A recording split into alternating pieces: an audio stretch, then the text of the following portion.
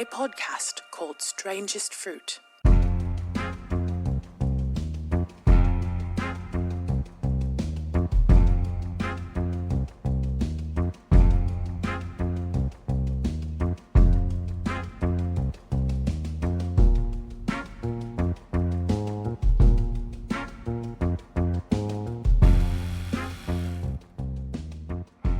All right, we're back. Strangest Fruit.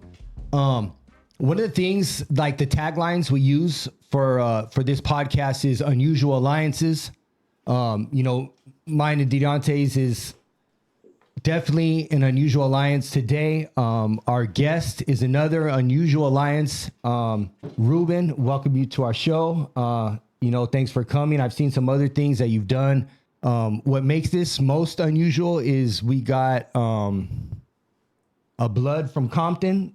I grew up in the 90s, gang banging just right here in Sun Valley and then next over. And you were crash unit in the 90s. That's me, yeah. Who would have thought? Who would have thought? Amazing stories. This is going to be a great conversation. Everybody hit the subscribe button. Definitely leave comments. Give your thoughts. What do you think about this? And welcome to the show. Well, like always, I'm blessed to be in this position where I'm able to share and use my life to help other people, and that's what I'm about. So thanks for having me, guys. Yeah, I mean the same exact thing that we're trying to do. So, there's the whole people who don't know. They made a movie about you. Well, in the likeness of you, and that's how people can probably compare to everybody seeing Training Day and all that. And you can clear that up for people because I immediately asked the question. You asked the question. So that was based on sort of around the origin of things that were going on. So people, we're connecting the dots for people that don't know. But for the dudes that were in the streets, we know who. What he's trying to ask is, did you say King Kong has nothing on me? Did you do that? That was a good line he used. I didn't use that one. I'm gonna give him credit for that. That white moment was brought to you by Brian James. That was not me. I don't trademark that. In terms of like accuracy, like what was really going on. There's a lot of people don't know, but the unit that they based it on has to do with the Field Enforcement Section, FES. It's a narcotics unit. Right. And it's very accurate in a lot of the areas in the beginning of the movie, how he's picking people up, making them informants, the dope game, the hustle, the street stuff. A lot of it is real accurate because there was a unit that I worked, not just myself, but other individuals that were recruited to that unit for like a 6-month period where you're working just that in that capacity undercover, driving undercover vehicles, squeezing informants, buying dope, grabbing them, making them flip, and getting more and more dope, more informants, and just like that. And you're having to. When we talk about dope, how much dope have you ever touched at one time that you like jank off somebody?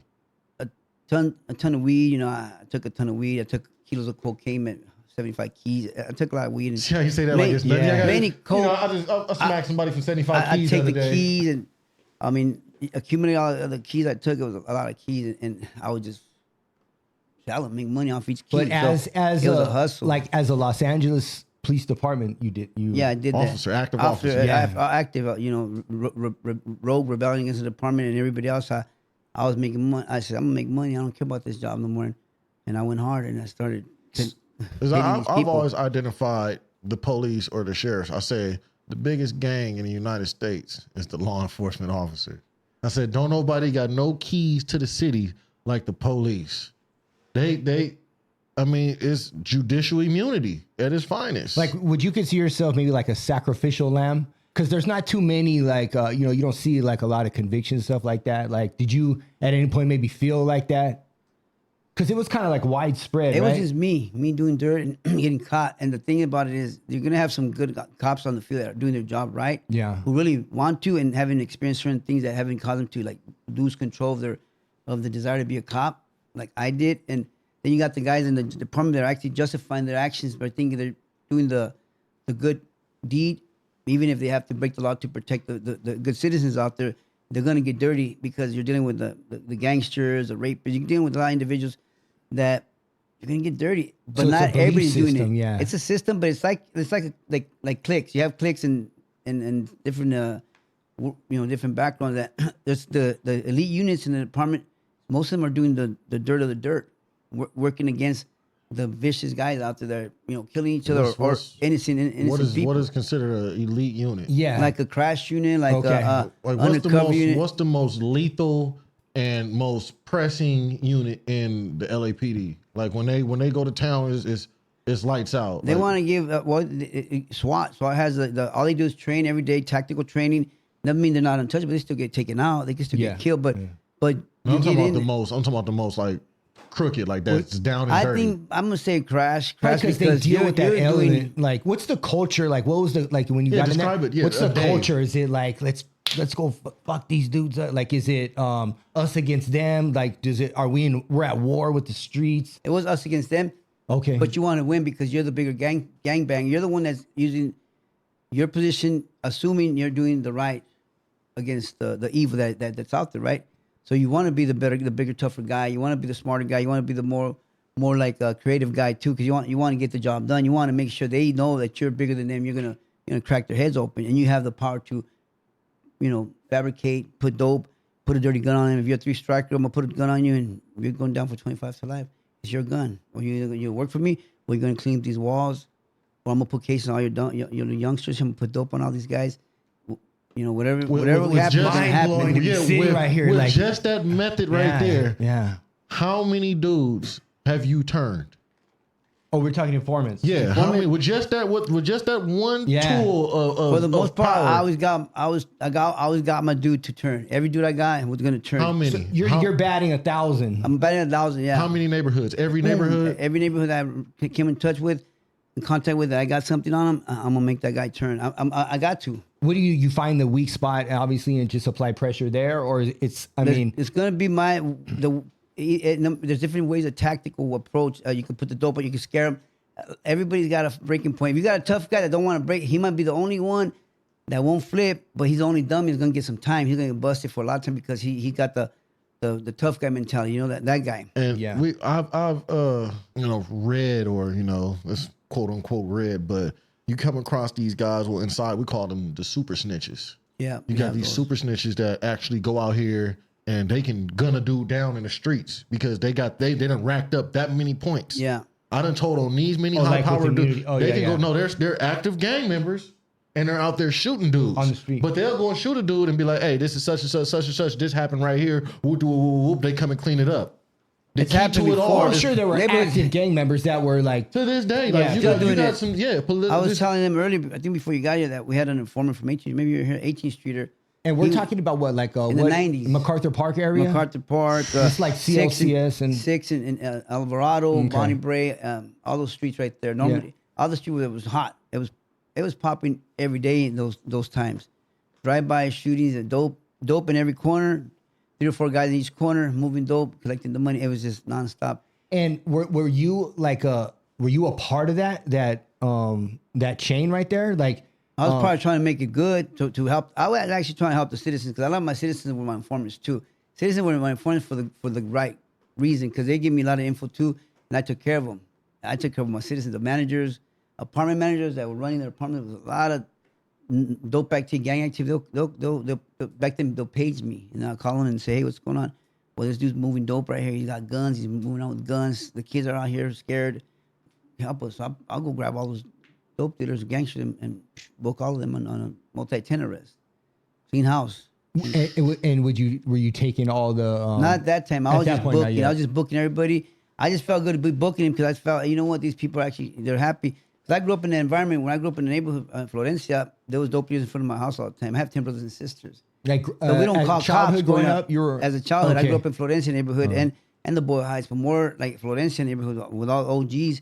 And nobody bothered me, but I played basketball and sports. But I saw them selling the dope right in front of my house. My stepdad was an alcoholic, so he's out in the bar. My brother and sisters, I have 10. I'm like the second oldest. Wow. I didn't want you don't snitch. You just do your thing. But you see all that going on. Well, you can't call the cops and tell, "Hey man, there's some dude out here. My little brothers and sisters are out here." Yeah, that's where you live. You just deal with it, and you can't do that because you're gonna have a problem with the family. Your family can get hurt. Right. So you just deal with it, tough it out. So when I was working the field, I was, you know what, I could help these people because I'm the guy that knows about this stuff. So when they'll call me and cry and complain, I would just clean house for them. And then to me, it was like a good thing.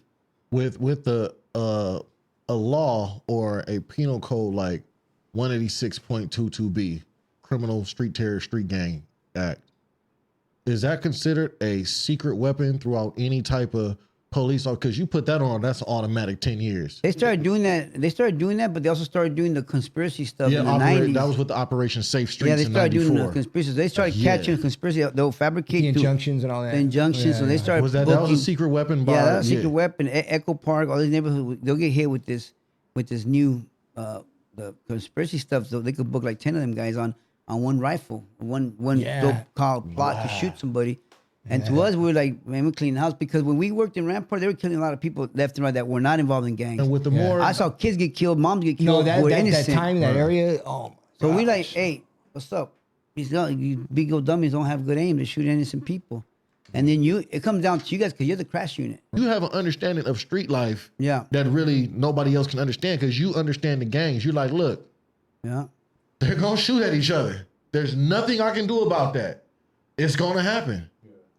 Because in actuality, the police only come when a crime is committed. When you already shot not dead, to prevent it. or to stop or go after the driver that just shot the dude, he's bleeding out, you're already pursuing him, or you're doing an investigation. Because I did a MS-13, they have the Coronado Click and Leeward Click. When I was working MS-13, Leeward Click came and killed the dude, the shot car from Coronado Click for the park. They were collecting the rent. There was a lot of money there. The Leeward Click guy caught the guy from Coronado Click and killed him from his mother-in-law and wife and kids. I knew them both because I had just booked that dude from Leeward Click on a gun, but I used his fake ID because it was on a Saturday night. Me and my partner wanted to just go out messing around. We weren't trying to do no work. So I booked him on a fake ID. I knew he was dirty, and he bailed out. The next week, he got killed by his own homeboy. Yeah. Damn. So then my informant was the shooter's girlfriend. So she called me and says, "Hey," she says, "Hey, Leeward Click is coming around. I said they're gonna kill. Coronado Click is dead, and they're putting guns on us. Blackie, so and so from Leeward Click." So we're like, I'm like, So these are dudes talking to you. yeah, the girlfriend from the shooter. Yeah. Who did the murder? She would call me and tell me everything. And see, they're driving by from Leeward Click. They're driving by because Coronado Click actually killed the Leeward Click shot caller for the park. So the guy that we got him, I go see the dead body in the hospital because the guy died. I go, yeah, I know him. And then I know who the shooter is. And then my informant, the girlfriend of the shooter, says, yeah, I was so-and-so. This is what's going on. So when they booked the shooter, he started saying he was in San Francisco. But I saw the murder in one day because my informant was his girlfriend. She told me everything about it. Damn. So he tried to say I was in San Francisco with my girlfriend, and his girlfriend my informant. Dang. And he tried to go to court on it. He lost. He even tried to get me to help him when I got out. While I was in prison, he was the Innocence Project. They came to visit me and told me, hey, we want to talk about this guy. I go, man, if he was innocent, I'd help him. But he's not. His girlfriend was my informant. Yeah. She gave me all the ins and outs, but I can't help him. He's guilty. Yeah. He did it. Yeah. I could. So that stuff was happening.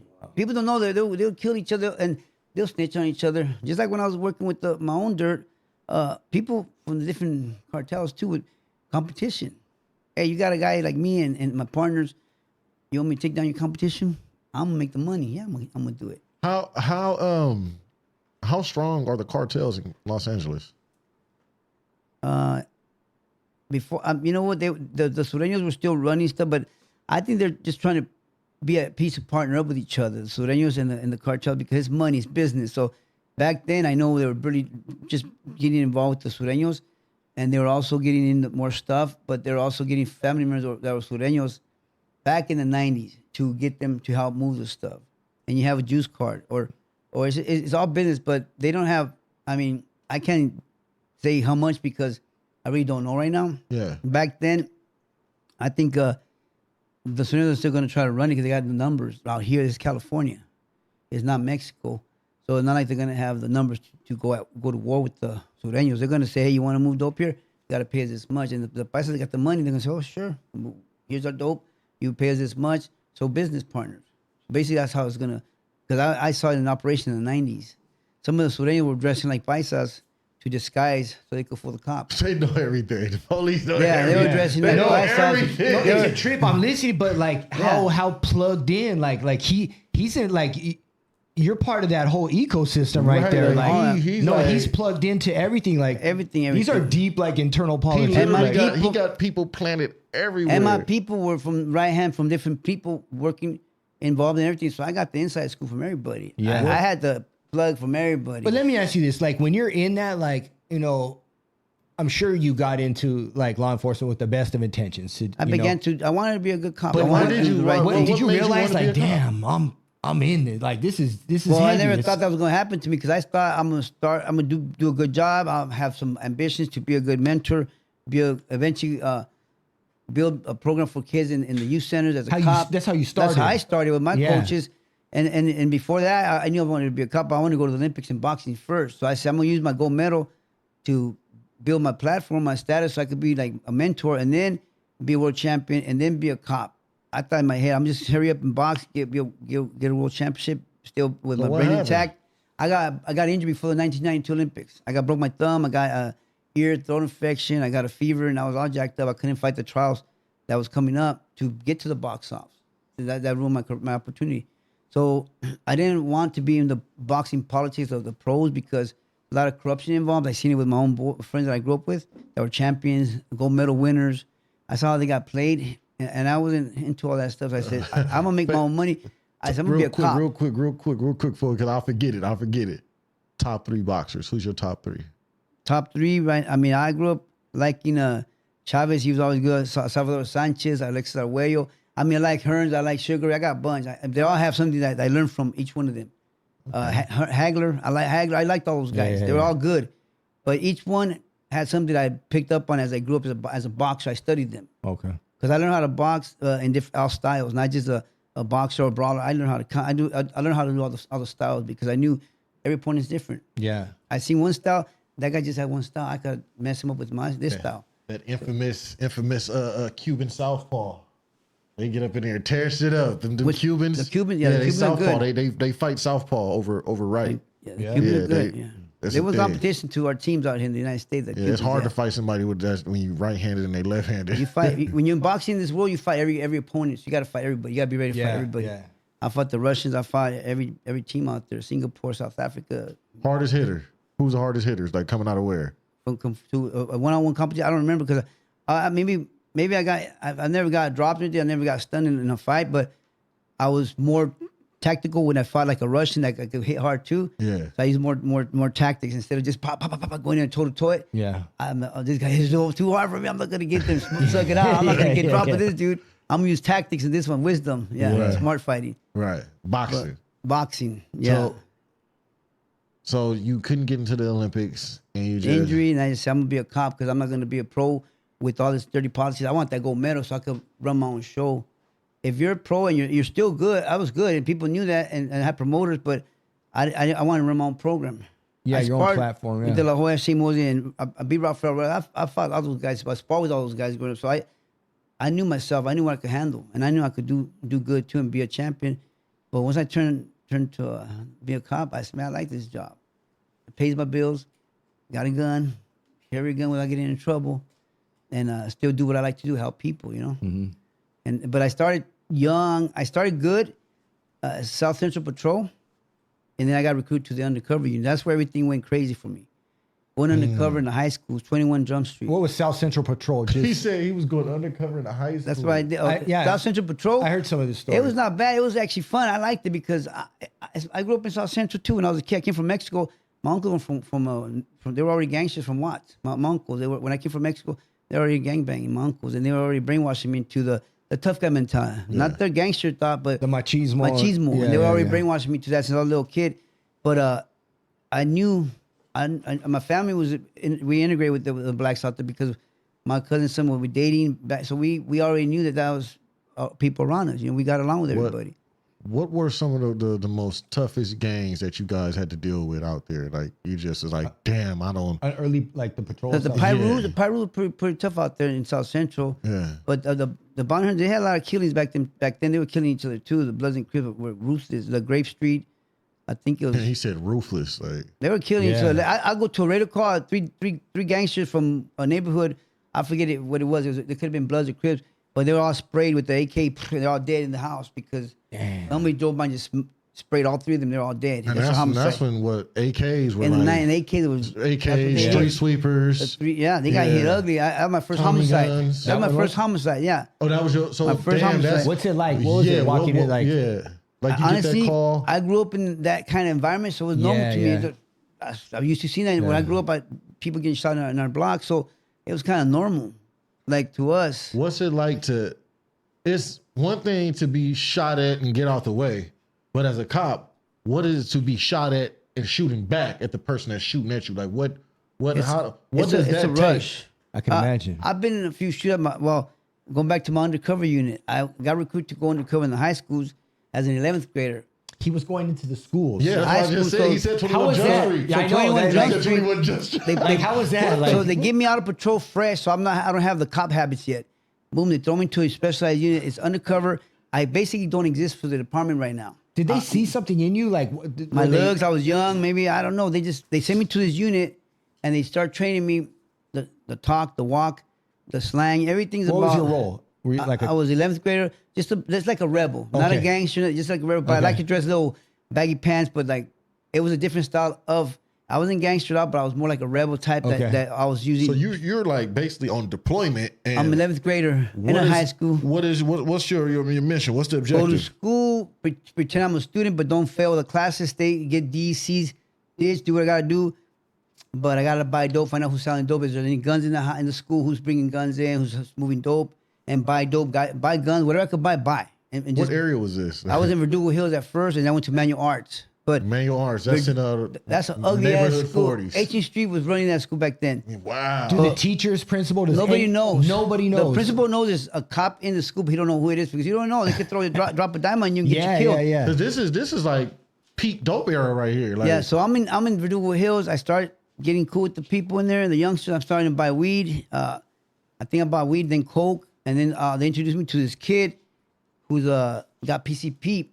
So they're getting buzzed from different cities Yeah, to Verdugo yeah. Hills, and there's a kid from South Central who says, "I got some PCP." I go, "Well, how much you have?" He goes, "I'm gonna go home tonight, and I'll let you know, but I'm gonna page you, and I'll let you know." So he paged me that night, and he said, "I called him on the payphone." He's like, "I got $80 worth of PCP." I go, "I got you. I'll buy it tomorrow." I'm buying dope. At the time, that was one of the most dangerous That drugs. was crazy stuff. Yeah. PCP. I was used to mess around a little bit, but I used to get literally $80 for them little pullouts, Kenwood, the little pullout things. I remember the pullouts. And I would take it to the projects in Pacoima. You always get got him. like got an him. 80 Move in. bottle. He's confessing. Yeah. Let me get Yeah. That's it. But yeah, that's crazy. When you said $80, that kind Yeah, of that was $80 PCP. So I made the call. As soon as I hung up, I get a call from my ex who's also undercover, and I thought she paged me. So I decided to call her on that payphone. So while I'm talking to her, 2 older gangsters walk up on me, and one puts a gun to my stomach. That's when I got my first shootout. The second guy cornered me on the phone booth. I got my 9mm back here, my 9. I got 9 PM. What's that, the old school 9 Beretta? Yeah, the 9 That 9 heavy 9mm ass. yeah, 9mm Beretta. You knock somebody down way across the field with that thing. Yeah, Yeah. but I really didn't like it. I mean, I shot the dude and hit him, but I switched to the 45 after that. 'Cause I like the stopping power with 45. 45 with Kimber? Smith & Wesson. Oh, yeah. Smith you & know, So Wesson. you're at the Kimber phone was more of a booth. SWAT gun. I'm at They the come phone up, booth. put the gun They in come your- up, put the gun in my stomach. He says, "Give me a while, I'm gonna kill you." And me, I gotta distract them. I grew up in the neighborhood, so I'm like, "Hey, dude, I don't got a wallet, but you want my money? Take my money." I'm trying to distract him because I'm Yeah. thinking, man, this guy's gonna find my gun and my badge. This guy's over here going through my pocket, so I'm against the wall, so I keep moving his hand. And while I'm holding the phone, I'm plotting. Okay, guys, you want my car? Take my car. Everything to try As to get soon him as you away. take this car, you finna pull out and Yeah, so while I was trying to distract him, but the guy wouldn't budge. But I had a fake little cheap silver ring on my finger, so he looks at it. The minute he did look at to try to grab it, I backhand his boy, and I grabbed the guy's gun. Boom. So we started fighting for his gun. I turned it on him. He falls to the ground. I fall with him, so I got the barrel pointed to his face, and his friend starts kicking me. So I'm blocking kicks, and I'm trying to pull the guy's gun from me. So, but this guy pulls the gun with both hands, stands up over me in the barrel, slow motion, everything's right there. The barrel, the bullet, and I can see everything that's slow. So I grab the guy's kick, throw him over me, get up. I'm about to get up as I'm drawing. He shoots my right leg. I spin on him, and he shoots my left leg. I'm cussing. I'm saying, "Mama, I'm gonna kill you." So I still slow down, take a deep breath, and start chasing and hitting. Boom, boom, just hitting him, shooting his ass. And He kept running, but he and that's something you taught in training. They're trained to hit He's moving targets. He's been an officer for 6 months at this point. Like 6 months. But And you know what they say? They say the police, they're trained to hit moving targets. Like they, Yep, but if I'm gonna tell you moving- this: I don't want to give everybody too much credit because some of them buck under pressure. Some people can't aim for nothing. I don't care. They can get mad. That's true. Yeah, They don't. no. They shoot for crap. They don't shoot. Yeah. I'm not gonna miss because I'm pissed. I'm gonna hit you. So Yeah, you're yeah. hitting both legs. I got and hit you're- both legs, you're- and I'm shooting, You're chasing running. the I'm dude shooting, down. yeah. See, that's the thing people don't be realizing. You don't know what the fuck you gonna run across when you try to go and rob somebody. Yeah. Like that's the definition. Like, hey man, it's hunters out there. Yeah, there's it's some people hunters. It's people that get on you. And I'm coming I to turned get it on you. them. I turned the fight on Yeah, them. that They was- became, that I'm sorry worked. to say the word. They became bitches and cowards. They start buckling, crying. I'm pop. I'm saying I'm gonna kill you. I was in Christian back then. I was insane. I was gonna kill them. Yeah. That's And what I old shot school him. saying, don't help me, help the bear. Yeah, so what happened was they got thrown in their car. The third guy was there, threw him in, took him to the hospital. I ran back to the phone and I get on the phone. I call 911 because I'm on my own at that time, and I got my gun still with the hammer pulled back, the smoke coming out of the barrel. I'm just thinking they're gonna come back, so I'm ready for them. I call 911. I'm waiting for them to come back, and then the cops show up. The ambulance shows up, and then I'm like, hey man, go fucking get these guys. I hit him. They went that way. They were like, relax, man. We're gonna check you out. I said, Mom, I don't need to be checked out. Let's go get these mother effers. Yeah. I'm just fired up. I'm angry, but adrenaline's going through my Yeah. body, and my fight mode kicked in because I've been a fighter since I was a kid. So that fight mode kicked in. I was like mad. I'm like, man, mother effers, let's get these guys. Yeah. But they tore my clothes. They checked for the exit wounds. I had hit in both legs. 2 different bullets. I got hit in the right spot, so I gotta say, glory to God, because I got hit in the right spots. That's no close, femur, yeah. no bones, no nerves. Just two different bullet wounds. That messed me up. It hit me, but they messed me up here because from that day on, it all changed for me. That's where everything changed for me as a cop. That was the moment. That was the moment. People don't understand Okay, that was the moment. It was let's play that- ball. Oh yeah, Cowboys and Yeah, Indians. break triggered that me. down for us. Yeah, Tell us how. What, So a what lot of played people out don't talk inside about your the head? mental health aspect of That's being important. in war or battle, even gang banging, even stabbing in prison, in the streets. That brings you up here. You get some power tripping because you lose fear of death, because you like something happens to you. And you're in a constant state of alert. Of alertness, You're you're in ready. a constant state of Technically, fight or flight for you want like more. You want that decades at drug. a time. You want that drug. It's like it becomes a drug. So you looking for the next shootout. You want another shootout. So And- psychologically, what did that do to you? I How was did mad. that turn First, you? I What was went mad through at your head? myself because I'm very competitive. I'm very tough on myself. I'm a perfectionist back then, so I'm like, man, this shouldn't have happened to me. I got black belt in martial arts. I messed up, and I've been drinking a little bit with my buddies, so I blame myself. I got caught off guard. I'm from the streets, so now I'm mad and thinking, how am I going to carry my gun next time? Where to? Boom, and I started coming up with different ideas. So in my head, I'm thinking all this other stuff. I went back to school undercover in the high school. By this time, I was carrying my gun in school. I didn't care.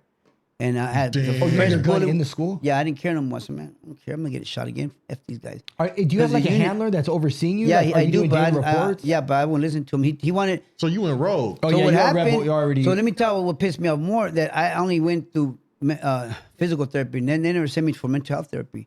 They just say, hey, when you come back to work, and I thought, oh, these guys just want me to get the numbers, the arrest. paranoid Yeah, running around yeah. with a gun. And you feel like For the most part, and you feel like you were betrayed. They didn't. yeah, up there.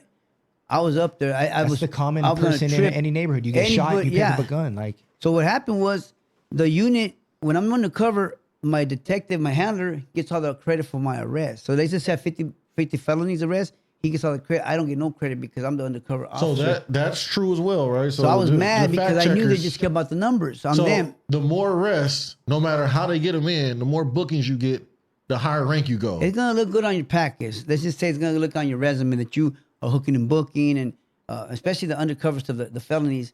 It looks good on them. You got to get a certain percentage, meet that quarter. They don't know. They're not really like that. It's just because there's some officers that don't even care. They just make an arrest if it comes. They don't do pro police work. They just go radio calls. They don't even care, but they still get the job. They still get paid. It's all they do the real radio calls. It's people that go to the. if you're trying to extreme. promote and all You're gonna that, promote. Yeah, that's you weird. want you that. You want this. took on the route. You was the hop out boys. That was Yeah. Yeah. He's like, I'm finna hop out and come get you. That was So they pissed me off because I said these guys don't give a F about none of these soldiers here. They just care about themselves. So then from that point, they sent me back to work instead of like thinking about let's talk about this dude or talk to him about what's going on in his head. And see, I was brought up in a tough environment. Machismo is real. You don't talk about nothing. You just tough it out and man up and just do. because I wasn't taught to say anything about. Right. Hey, I'm going through like some stuff right here in my head. I'm thinking about this shooting. I'm mad still. You know, I'm going through a little bit of this. You don't talk about it. You just tough it out. So it goes both ways in every neighborhood. Every guy that's in the neighborhood, you don't talk to your homies about nothing. You join the gang. That's man up. Fool. So now this Yeah. particular, You do time. That's your problem. You get in a show. Oh, that's your life. You did it. That's what it's like. Same thing with the department. That's your job. That's so what this you signed up for. particular gang, you had a niche out for them, huh? Well, I don't even know. They weren't even from. I didn't even know what neighborhood they were from. They were like just 3 dudes on parole, parolees robbing, shop. They were doing all kinds of stuff in that area. So I got a medal, like a medal of valor for that shootout.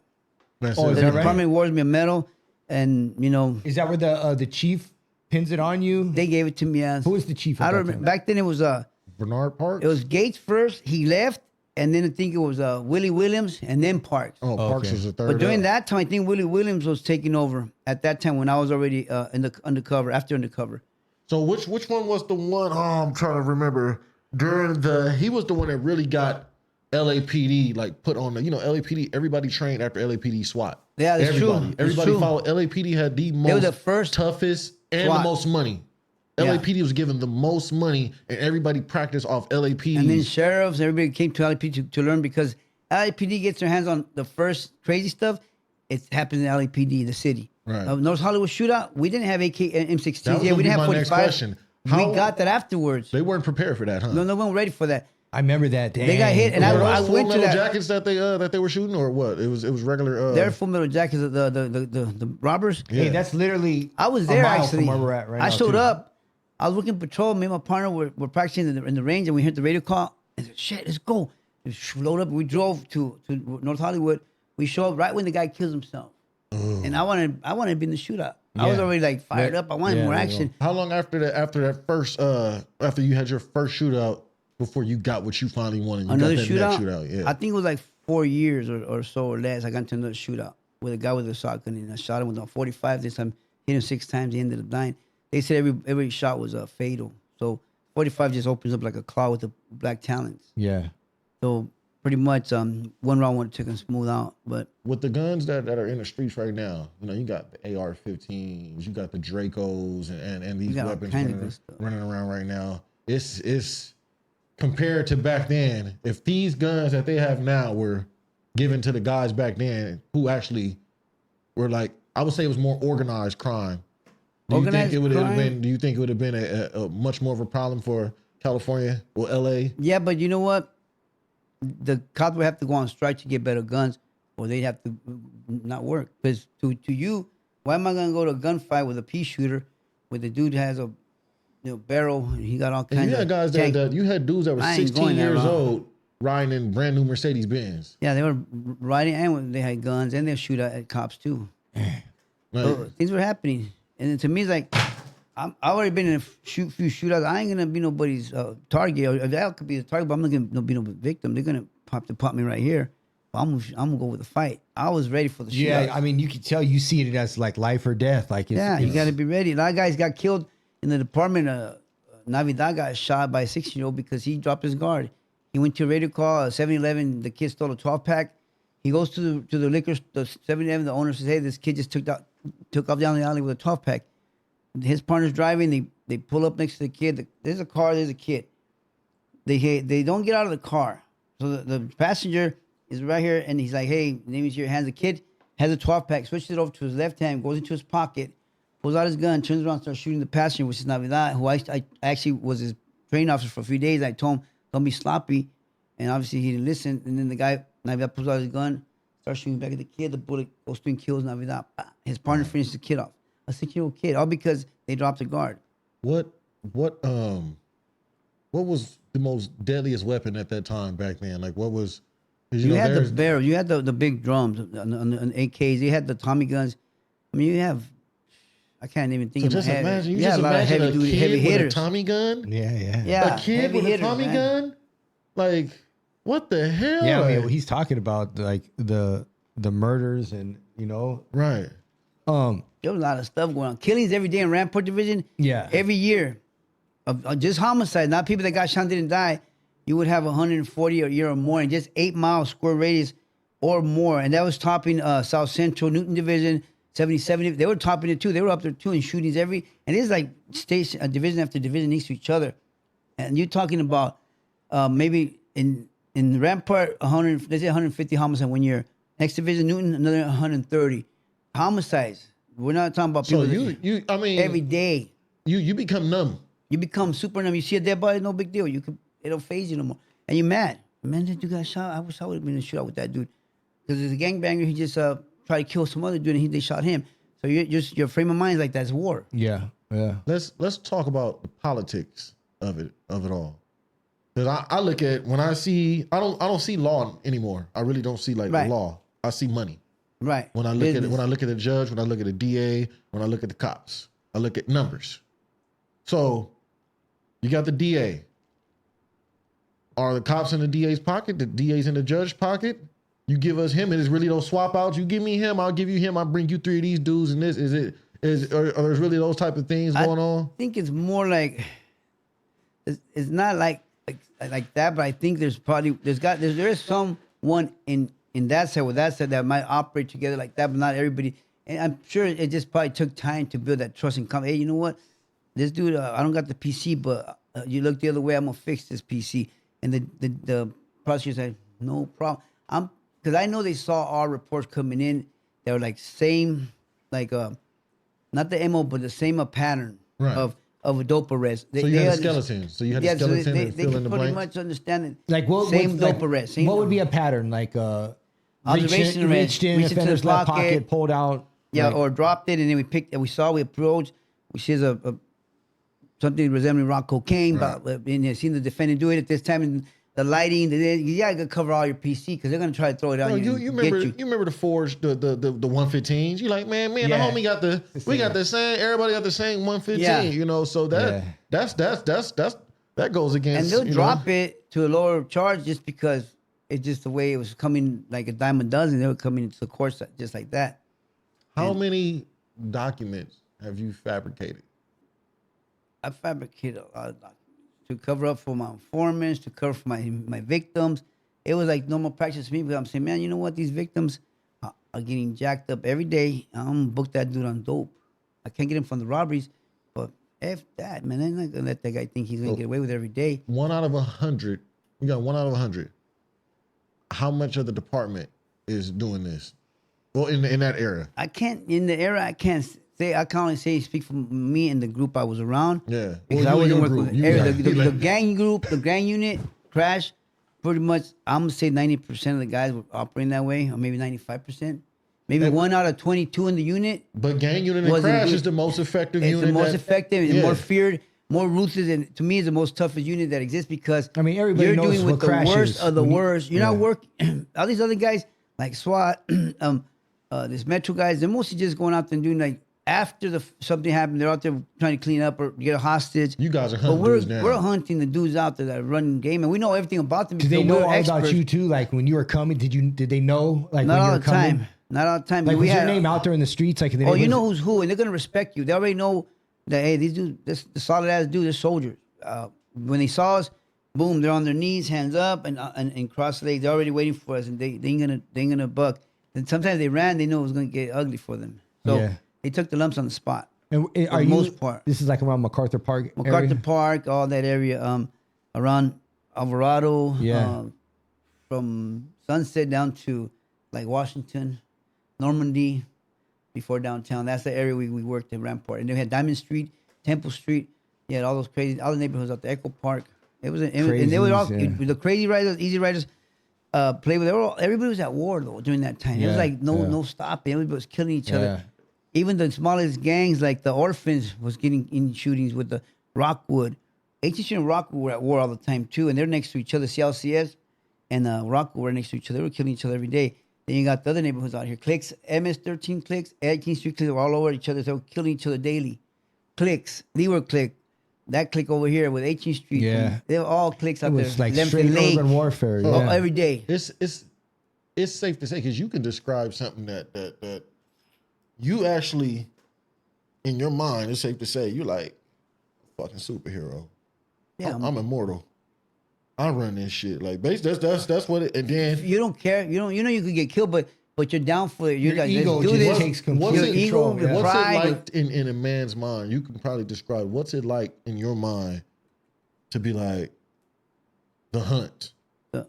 It's a rush because you know you got a lot of tools that work for you, and you know that you're gonna get it done.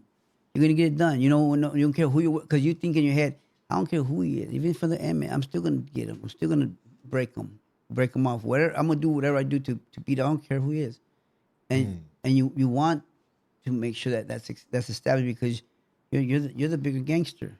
And that's, I mean, we were talking about the word power earlier. Like Power, yeah. And you it's know? power because power in your head saying, I got so many ways to get this dude because he's dirty anyways.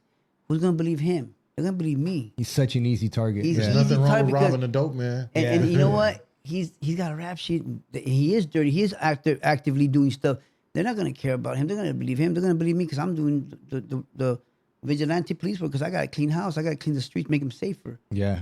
So you grab the three striker, you grab the shot caller who's got a rap sheet, who knows what he's about. He knows what time it is. He knows he's the one that's out there. We know that he knows. So, hey, what's up? You gonna work for me or what? You gonna flip? Damn. And the majority of the time, I got 25 to life right here. Right. Boy. You gonna work for me or what? yeah. And you said you're batting 1,000 on Yeah. flipping, Hey. on turning For the informants. most part, dog, if you didn't roll, I'm gonna get you, make your homeboys think you're my informant. Like one time, a guy from Memphis trying to be hardcore. I go, yeah, I'm gonna show what's up. So I took him in the cop car. In the car, I got him off the car, kept the car. I walked with him down the street with all his homeboys are out. And I would point in the houses. That one right there. I just walked with him down the street, up and down, like he's working for me. Yeah, that's I the put a mean old that's the jacket perp on him. walk right there. I made him That's look. the- I didn't care. I said, "You want to be tough guy? You're gonna either get. I'm gonna deport you to El Salvador because they're whacking you guys when you guys drop off in the airport. So either one of the three you're gonna do. Work for me, get booked, or be sent to El Salvador. I got the INS waiting for me. Back in the '90s, it was at that on point.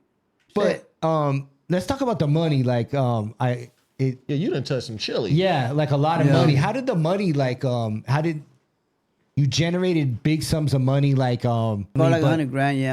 Some workers. yeah. So how did the money come into play? How did the build up? Because man, that's a Yeah, that's stuff. A lot of dope. Is a lot this of heroin weed. or cocaine? Cocaine. I got kilos of heroin too. I got a lot of weed. So the weed was the easy come, but I was a lot of.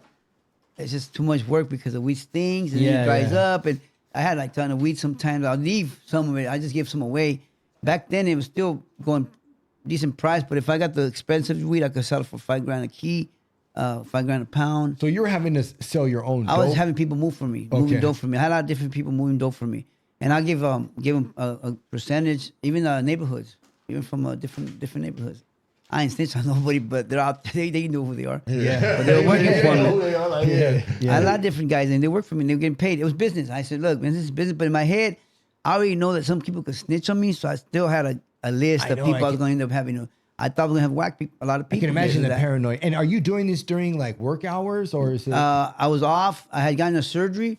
While I was still working on the job, I was doing it. And then when I got my surgery, I was still doing it big because I still had keys to the police cars in the academy. So So you're using the cars? The cop cars out from the do academy. you see, Academy's car, do the you see tennis how car. he's covering the whole board? Are y'all Yeah. paying it? Look, check out how he playing the board.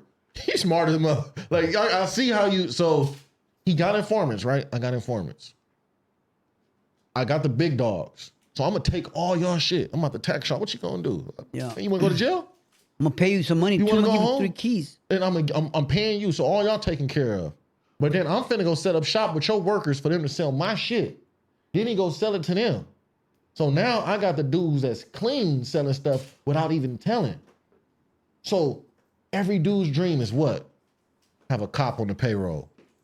And I wasn't nobody's Every- payroll. I was my own boss. I just See, tell you you, see I'm how- my or own Or at least boss. a partnership. See, exactly. Like in this Partnership, case. that's Like how I the tell one- them. everybody know the one. Everybody know the dudes that's up in jail that bring Yeah. the shit in. Yeah. Yeah. Everybody want to have that one cop. Yeah. It- That puts you in a position of Right. power. And I was on the flu side, so I didn't care. From that point, I was like, I'm gonna go hard, and if I get into a shootout, I'm gonna get into it. I'm gonna go hard. So when you were dealing like with say like the like a high level shot caller from like whatever neighborhood it is, what do they have to offer if they're the top of the food They're chain? just gonna. is there they're gonna- somebody? It's money, so they're gonna. Okay. I have free stuff. I got all this stuff. You don't got that stuff. I got it. You want some of it, and you could cook it for me, work it for me, and make money out of my Or- free stuff. End your life right Well, now. I don't got nothing to tell you. I don't. You're not nothing to me. I Okay. don't need you. You're gonna make money with me or nothing. I don't need you. Yeah. I got another guy's more here. I people got everywhere. this, and this, and you're gonna do what I say, or you're going to ICE, you're going to whatever, you're going Something, to prison. yeah. Or I won't. Or sometimes I wouldn't even trust nobody that I need to be. He needs to be recommended by somebody I trusted that he could work for me or with me, like to sell my stuff. Right. And then those people that I trusted sometimes in the neighborhood that didn't tell on me, that didn't get busted, because I didn't snitch on nobody, and they're out and about. But I did lose a lot of my money because everybody that had it took off to Mexico, and just things happened. How long Everybody was this scatters, run though? yeah. How long was this run? And That how one much, was for 2 years. How much did you accumulate? If you can. And during that time, I accumulated like 5 million or so. That I went through lost your it all. hands. Yeah, What were you spending on? I wasn't. I was being smart about storing here. I built my, basically, I remodeled my house. I did a lot of stuff, but I was also low key hiding stuff, buying stuff like in Mexico, like certain things like apartments. But I lost all that, pizzerias, a liquor store, trying to invest it to launder it. Hey, But Is people everybody, in the jack me. is everybody in the crash unit? Are they flourishing too? No, they none of got them. their own? None of them are doing things with me. 'Cause I don't trust none of them guys. They're on their own. They're doing their own stuff. They're doing baby stuff. Like some of them putting dope, doing their little arrests. I don't know if any of them doing deeper stuff like I was, but I was just me with people outside my unit. was there a bigger fish than you out there that you knew? Like, look, I know not to fuck with this cop right here. Like, it was. No, Oh, no. you were the top dog. I mean, because I was the one that was doing everything that nobody else was doing. There was just people talk about it, but I'm sure before me, maybe some guys did it for a moment, got away with it, but then we got busted. I was going all out, and I like that fake, that drug, the adrenaline. I was enjoying it too much. Yeah. To And get that's the same thing That with- high. Was it I Rafael wasn't Ruiz? stopping. Was he out there at that time? He was doing stuff before me, but he stole 3 kilos from the evidence locker, and he was working crash. And then Same he unit replaced it as with- you? He was in the same unit Or a crash, little ahead of you. but he was in the same time. We were in the same time in the unit. When I got in, he was already in there, but he was already working with his different partner, and his partner wasn't involved with that, but he had people rocking up the coke and selling it in the street. Somebody got busted, and they snitched on him, so they started investigation on him. And when he got arrested, he went to trial. He got a hung jury. From the hung jury, he ended up. We think he's gonna go to trial again and probably win, but he snitched on everybody. He opened that can of worms for crash. It was just crash. It's like, dude, this is your own mess. Take your lump like a man. But he didn't. He exposed everybody. Not to me in my head. I'm saying. Oh, and hold on, that's coming from a cop, bro. Yeah. That's coming from a cop. Yeah. Paul, am I good, Elliot? That's coming from a cop. See, even the cop said it. Yeah. If you got caught doing something, you got caught for it. Man up. Do your time. Don't go run and tell on everybody else. Take responsibility. Have you seen the recent study on the salary of informants? They paid $200,000, $200,000. They get a lot of money. No, were they getting said paid the average a lot of is money. 200,000. or more, 200 or more. 200, hold on. $100,000. Yeah, Can you break this down? What is provided to a CI? they get the money. They get the place. They get out. They get a lot Like an of- average street they- informant? Yeah, no, they gotta be confirmed by different. They gotta give a few places first to get certified and So get it has paid. to be solid a evidence. reliable Solid, source. yeah. Okay. And then you can sign them up as reliable informants, and they're gonna get paid. They're gonna get paid money. We had some in the FES. We had some. They're getting paid. Pay good money. So is it true that once they like how the debriefing process We're checking pay stubs. checking pay does. Once they like the debriefing process and they go through that, you're basically told on everybody. Everybody, you have to break down and tell everything that you know, all the stuff, where to go and all this. And in turn, the state or whatever the agency is, Or the you feds. have to provide them with a new life. Because they have nowhere to go. A lot of Witness people protection program. They're gonna do stuff for you, but say nobody knows you're an informant. You're just still out there. You're not exposed. So you're working and working and working. So you're an agent. You're out there. You're an agent. You're Yeah, like a working. field. You're working people. Nobody knows that you're working. You look like a straight paisa. You know the talk. You know the dress, and people trust you because you're also allowed to do certain things to make you look legit. What? That's a Yeah. hell of an extent to go and like you. Who don't want to be that? Yeah, I mean, Man. I don't just- want to be. Yeah, but you know what I mean? But in their case, there's some people that would do it. No, we just come. Yeah, I mean, we come from a circumstance where it's hard. we to know wrap, that. Yeah, wrap Right. our mind around. But when you But got these dudes that I get. Yeah, I they guess. they've They like been there. $200,000. Yeah. $200,000. Yeah, I'm doing it. Yeah, I'll tell my own mama for $200,000. $200,000. I seen it happen Quick, even they'll without say that. that. There was people working for me that were telling on the For a people cup of coffee and a because I was cigarette. gonna give them like 2-3 keys, but they didn't care because they got robbed. Like they didn't say they were moving dope for the people in Mexico, and they're moving dope, and somebody robbed them of a bunch of keys. Now they're pissed off because they got to pay the debt. They got to pay this debt. They paid it up the hard way. They lost their houses. Now they're broke and they're pissed off because somebody else robbed them. So they're gonna call me and say, Ruben, this other dude over here has a ton of weed. I'll hit him. I'll make sure it's legit. I said, if it better be legit, or I'm gonna mess you up. So I hit the house, bunch of weed. I'm giving 300 pounds. I'm gonna keep the rest. He's gonna come up free. So this dude this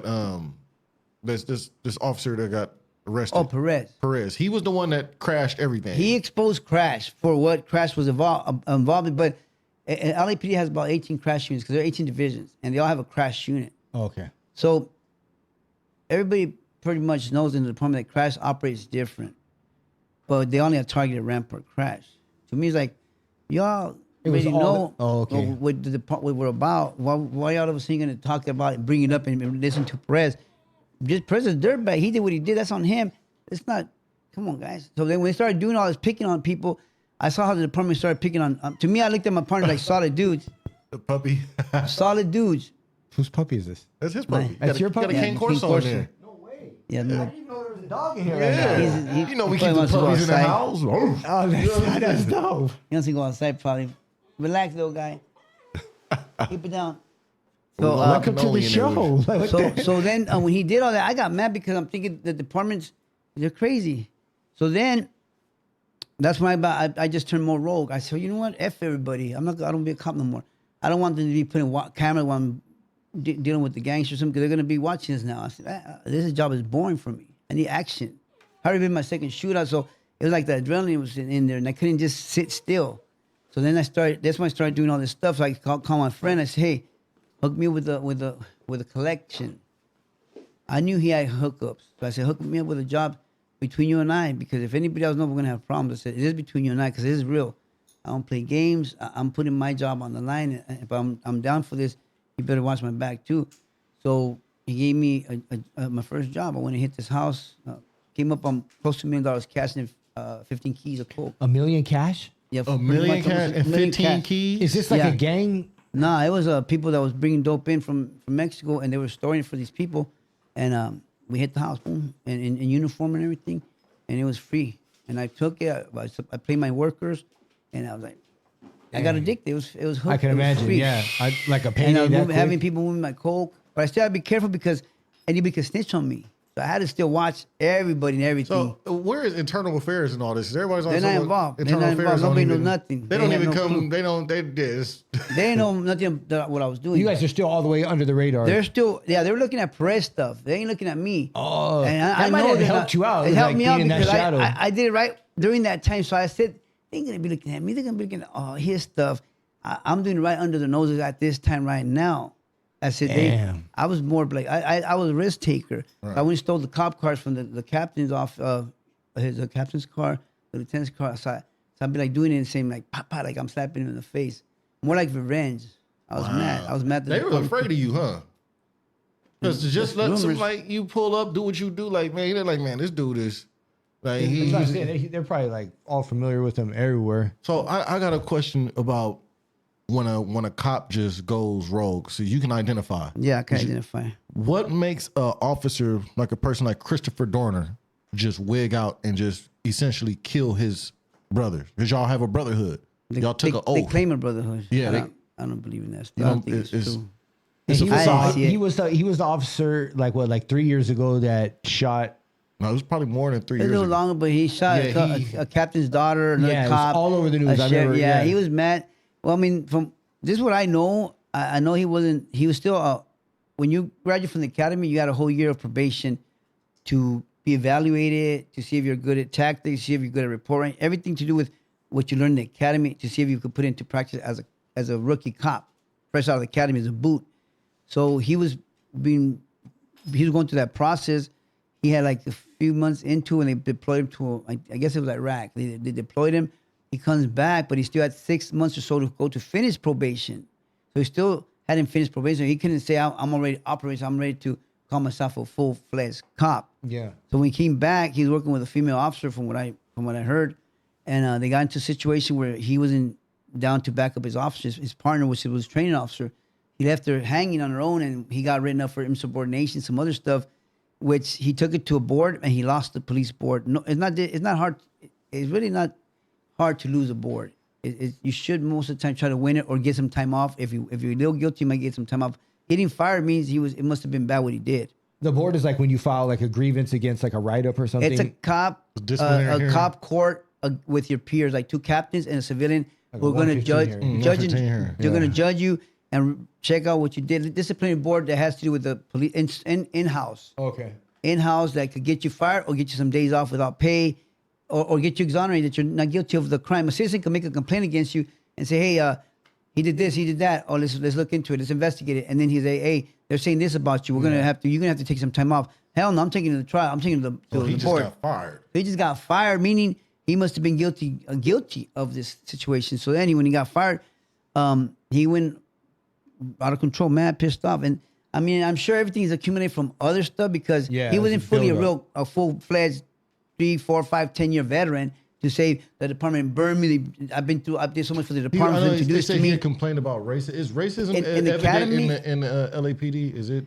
I mean, it was before, from what I heard in the 70s and stuff. I'm sure there's got some people that skate through the cracks that has some racism in them. But I'm looking at all races, not just whites.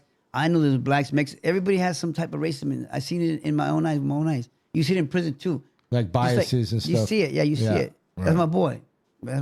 You still segregate. The blacks hang out over here in the department sometimes. I like the units that everybody's involved. Everybody hangs out. Because I wasn't into that stuff. Right. But even in prison, you see it. You see it in prison. Yeah. So what was your downfall, and what did they charge you with? How did they catch you? So, I'm doing this for a few years already, and I'm on a good one. But I'm also getting tired of the people that work for me. You $5 million in. So I'm pissed off, and I'm mad at everybody because I'm thinking these effing guys are coward liars, and they work trying to backstab me. People that I hired and are working for me, so I'm looking at them working behind my back. And I'm getting more mad. I'm thinking either I'm gonna whack everybody or something has to happen right here. So he said he ready to go active shooter at the workplace. So 2 weeks before, one of my cousins was working with a friend of his, dealing with some so-called Colombians in San Diego. They were meeting at a yacht, partying, showing him some coke. So my cousin and his friend got all enticed in a romance. Oh, you went heavy with the Colombians? No, I didn't get involved with those guys. These guys were trying to get involved with them. They claimed to be Colombian guys, right? They thought they were getting some good hookup because my friend's cousin's brother or cousin did time with a guy in prison for 5 years, and he told me, hey, when I get out, I'm gonna hook you up with my uncle who's Colombian, could hook you up with some coke. I had nothing to do with that stuff. I didn't even know about it until 2 days before they were gonna do the buy, because the one dude met me and said, hey, Ruben, I need to borrow $100,000. I said, for what? I'm dealing with these Colombians. I'm gonna buy 10 kilos of coke from them. They're gonna give it to me real dirt cheap, the best coke. I got some buyers already. I go, keep me away from your bullshit. I don't want nothing to do with your stuff. And I didn't really like the dude. I was thinking about whacking that dude anyways during that time too, because to me he was a dirtbag. So there was no part of you that wanted to jump in on that deal? No, but my cousin was involved, and then I heard that my cousin was gonna betray me, and I already had given my cousin a chance. So it's dog eat dog. So now I'm mad already. You dog eat dog. So I'm like, this bastard. I just looked out for him, and now he want to backstab me again. I said, you know what? I'm gonna lend you the money, but get your cousin out of it. My cousin out of it. I'll go. I said I'm gonna get you the money, give my money and my interest, and that was it at that time. And then later on, he goes, well, why don't you just go meet the guy? I told him that you train people in tactics and you collect debts. I said, nah, I don't want to go. But then because of my cousin and my pride, I said, you know what, F this dude. I'm going to go with you just to meet him, and I'm going to leave. So they were going to buy 10 keys. So I go with them to San Diego to meet the guys. I met the so-called Colombian. I'm leaving. They start a transaction in the parking lot.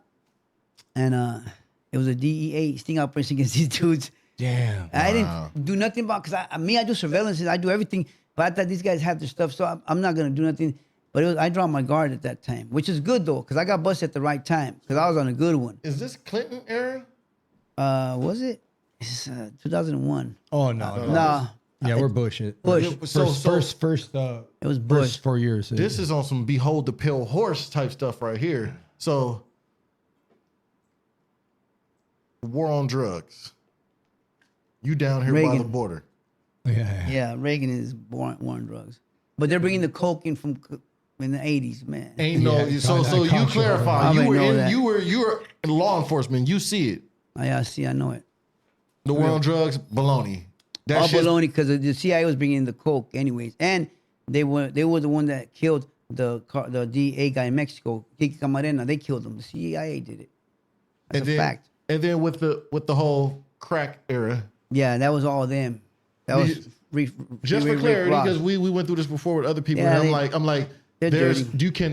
there's nobody in the ghetto that lives in these ghetto places, Watts, South Central, that can have a laboratory to formulate what it takes to make pure cocaine. Right. It has to be made scientifically or somewhere where they have They all gotta the be chemicals. taught by to make. somebody that got some good stuff. Yeah. That's money. Yeah, they gotta be taught by somebody that got good money and good stuff. You know the shit that exactly. Yeah. So that was what was being pumped in, Yeah, people and don't then the crack understand came, that. then the bass came. Yeah. So yeah, People live with their head in the sand, though. That's what a lot of people are so naive and ignorant. So they live with their head in the sand. So today with the fentanyl epidemic, they all, is I mean, of course. right.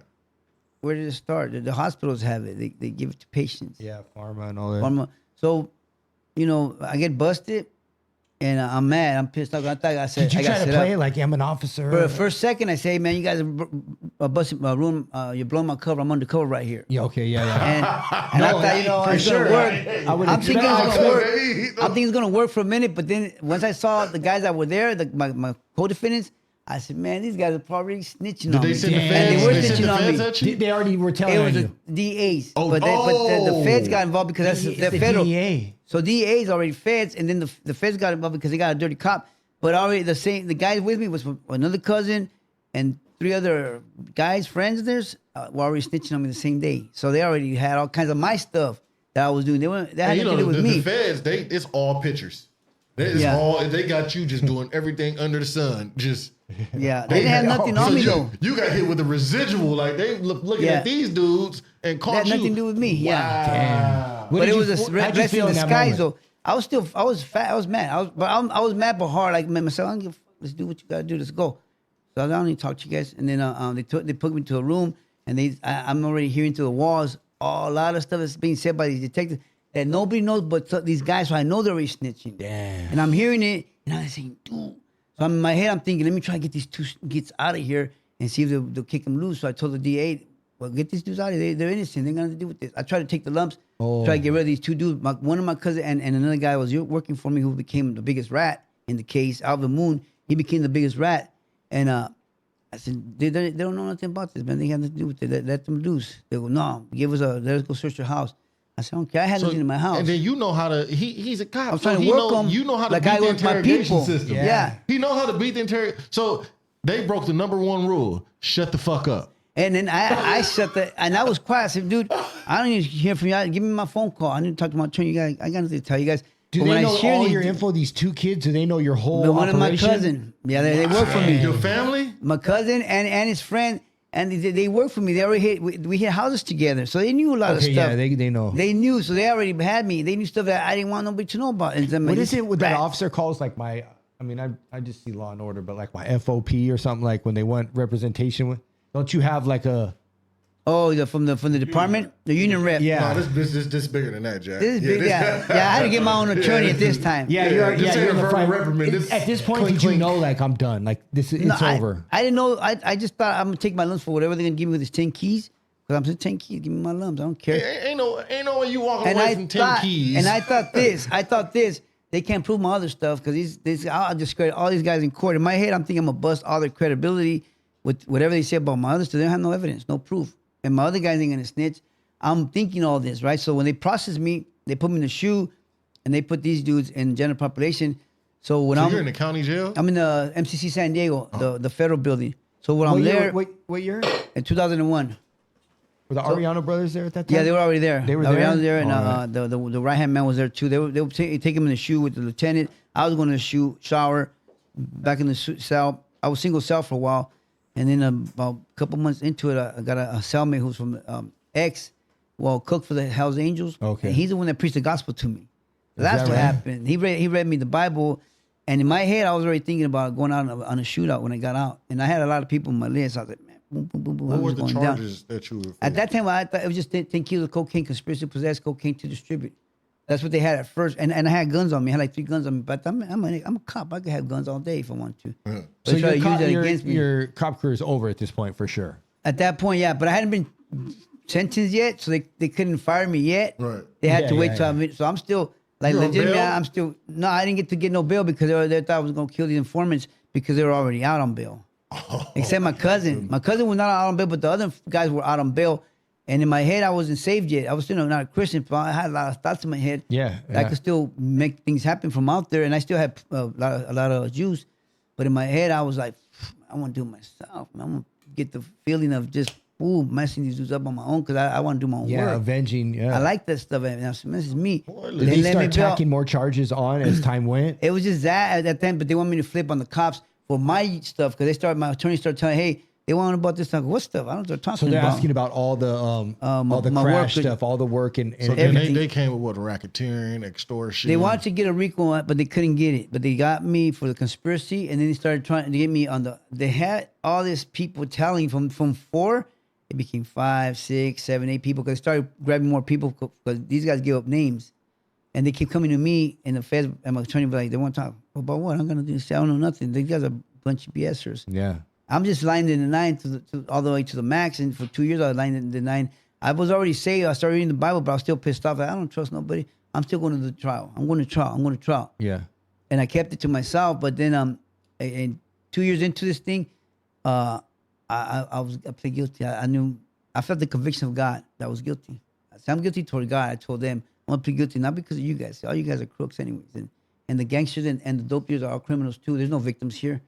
I said, I'm plead guilty because I'm guilty towards God, and I pled guilty for 2 years into it. And then they gave me the 15 years on the first indictment, and they sent me on the second indictment, kept me to shoot 5 years in the county jail. What was the first indictment? Was what? The 10 kilo and The possession of 10 kilos. And the second indictment? Was conspiracy to possess cocaine to distribute, abuse of power under color authority, violence with guns, and all kinds of stuff. So they brought and in. you pled guilty? I pled guilty And just by like faith. By ask for mercy. so like- that's- No, I just pled guilty by faith, but the judge didn't like me. But the crazy part about it, I had 20 people telling on me. So I told my attorney, I'm gonna plead guilty. And then they said, well, I said, I'll tell on myself. I said, even though you got 20 people telling on me, I'm gonna tell on me, but I'm not gonna tell on nobody else. I'm gonna put the puzzle together for you guys. Since you guys have all these snitches, liars, I said, because they made stuff up anyways, but I'm gonna tell on me. And I did. And they told me, okay, I'm gonna tell you the house I hit. I hit that house. So they started taking me out. I'm telling on me then. Let me do what I gotta do for me then. And I told myself. So when they were sentencing me, they want to give me 28 years on they were gonna give me 28 years. They told me, and I told my attorney why? Because they want to get you on a murder. So I had nothing to do with it. I go, you gotta defend me because I have nothing to do with this. So I prayed and fasted for 3 days. I went to trial. Went to sentencing on Monday, and the judge was talking crazy. The prosecutor and the FBI stood up and defended me. Not my attorney who I paid all this money to. Because they say, man, the guy pled guilty. The guy pled guilty, took responsibility, and he manned up. Did you get any support I got from 18 years. the police department? Nah, man. When he said Nobody showed up? Nah, You want to know something? The bastards. Yeah. Liars. You know what? To me, that's why I said no brotherhood. Because when you have a brother that got struggles, go through stuff, and yeah, he did what he did. So what? You don't know what he's going through. You still gotta look out, see what he's doing, how he's going. So you They're a got bunch left of alone cowards. then? Yeah, I was on my own. The crazy Well, part about me and God. Yeah. a stick out thing that he said that stood out to me. He said, My question is, yeah, because it's gonna come back to me. like you became convicted through faith and all that. There it is. Yeah. Now that you like reflect back on your life, I did time in prison for a 2nd-degree murder, and I reflect back like on all the destruction that I've done. Like there's a sense of remorse, despite the fact. Like I remember my district attorney in my trial at one point, he said, the people, when a crime happens in hell, you can't expect angels for witnesses. Right. And what he meant was like, these are gang members and drug addicts, the people that are testifying, but nonetheless, they're people that got on the Still wrong human path. Like, being. Yeah. do you feel any sense of like, is there remorse? Do you feel like you owe back? Like, I feel like I got to come back and give back for me personally in the community. How do you feel like in that No, area? I don't feel nothing like that. I feel that I was guilty towards God, but at the same time, because in my state of mind back then, I was in that numbness. I didn't care about nothing or no one anymore. Yeah. And truthfully, I actually liked what I was doing back then. I had a rush. It was fun. So I always tell people, you know what?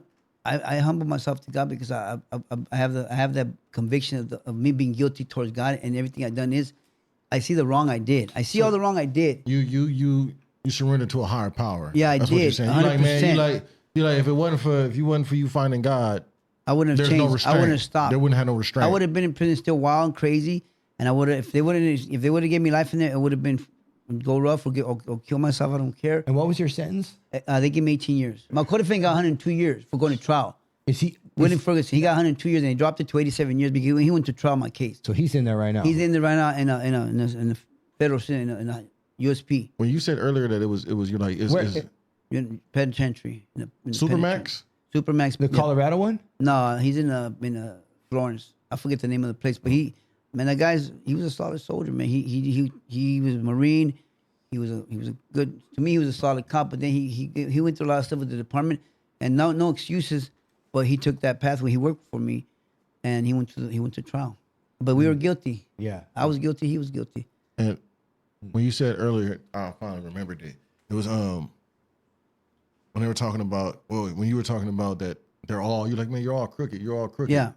So remember I was in the shoe one time, and because I got set up by some cops. Right. Right now, it's a cop sitting at home, retired for the rest of his life. That's only been working. He was only working for 7 months because he fabricated paperwork. Wow. And I was looking at 50-some years after doing 17 years. Wow. You know, just imagine getting ready to go home after the 18th year. Yeah. And they're like, some jackass who wants a free ride in life. And I could see how that could piss anybody off. Anybody, big time. And I'm sitting and I asked the cop, I said, you know, according to, because you saying if you're going to be a cop, be thorough. Yeah.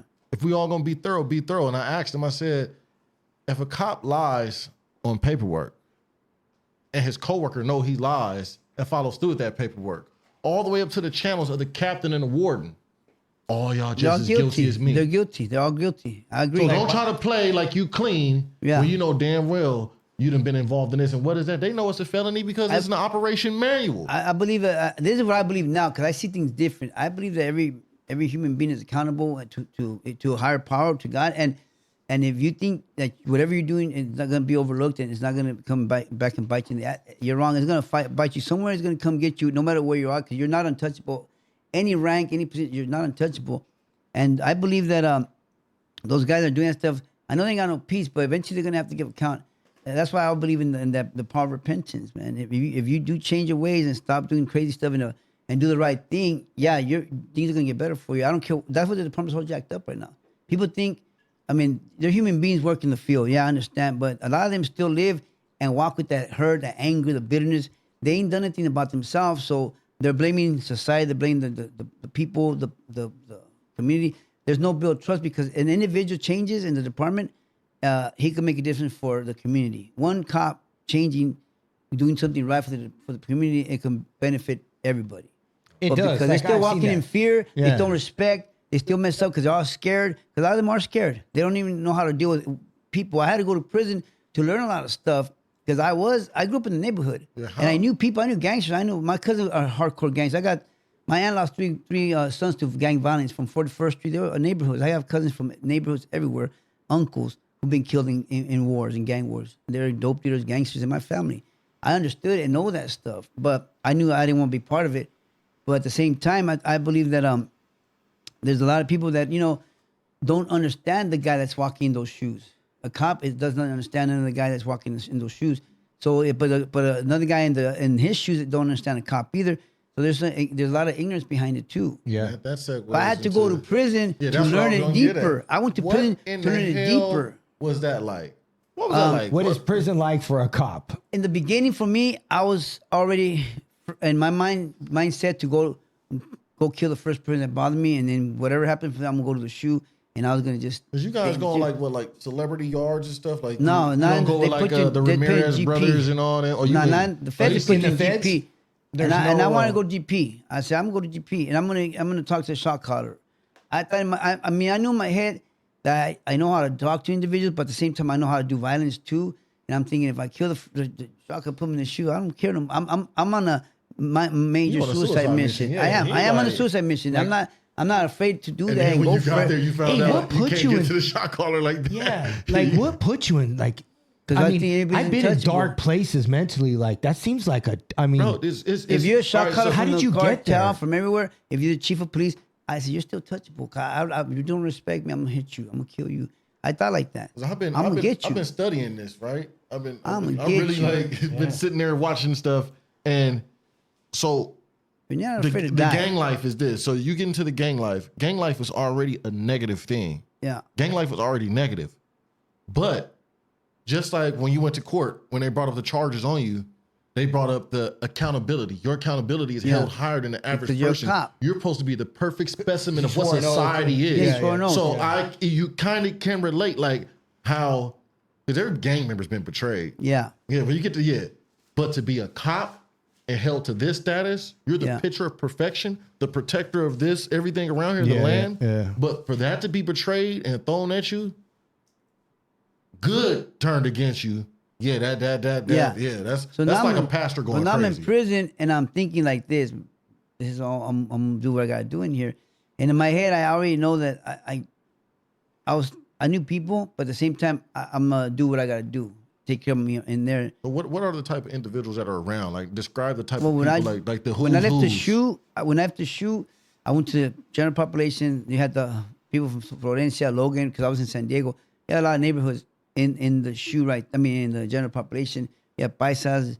You didn't have a lot of border bros back then because they were like already they were checked in. But you had a lot of paisas. You had the sureños. You had just the blacks, the whites in that little area in San Diego. So I show up out of the shoe for 3 months. I'm already reading the Bible. I'm thinking, man, I'm gonna serve God. I don't care. I'm gonna tell these dudes, hey, I'm right here. This is what I'm here for.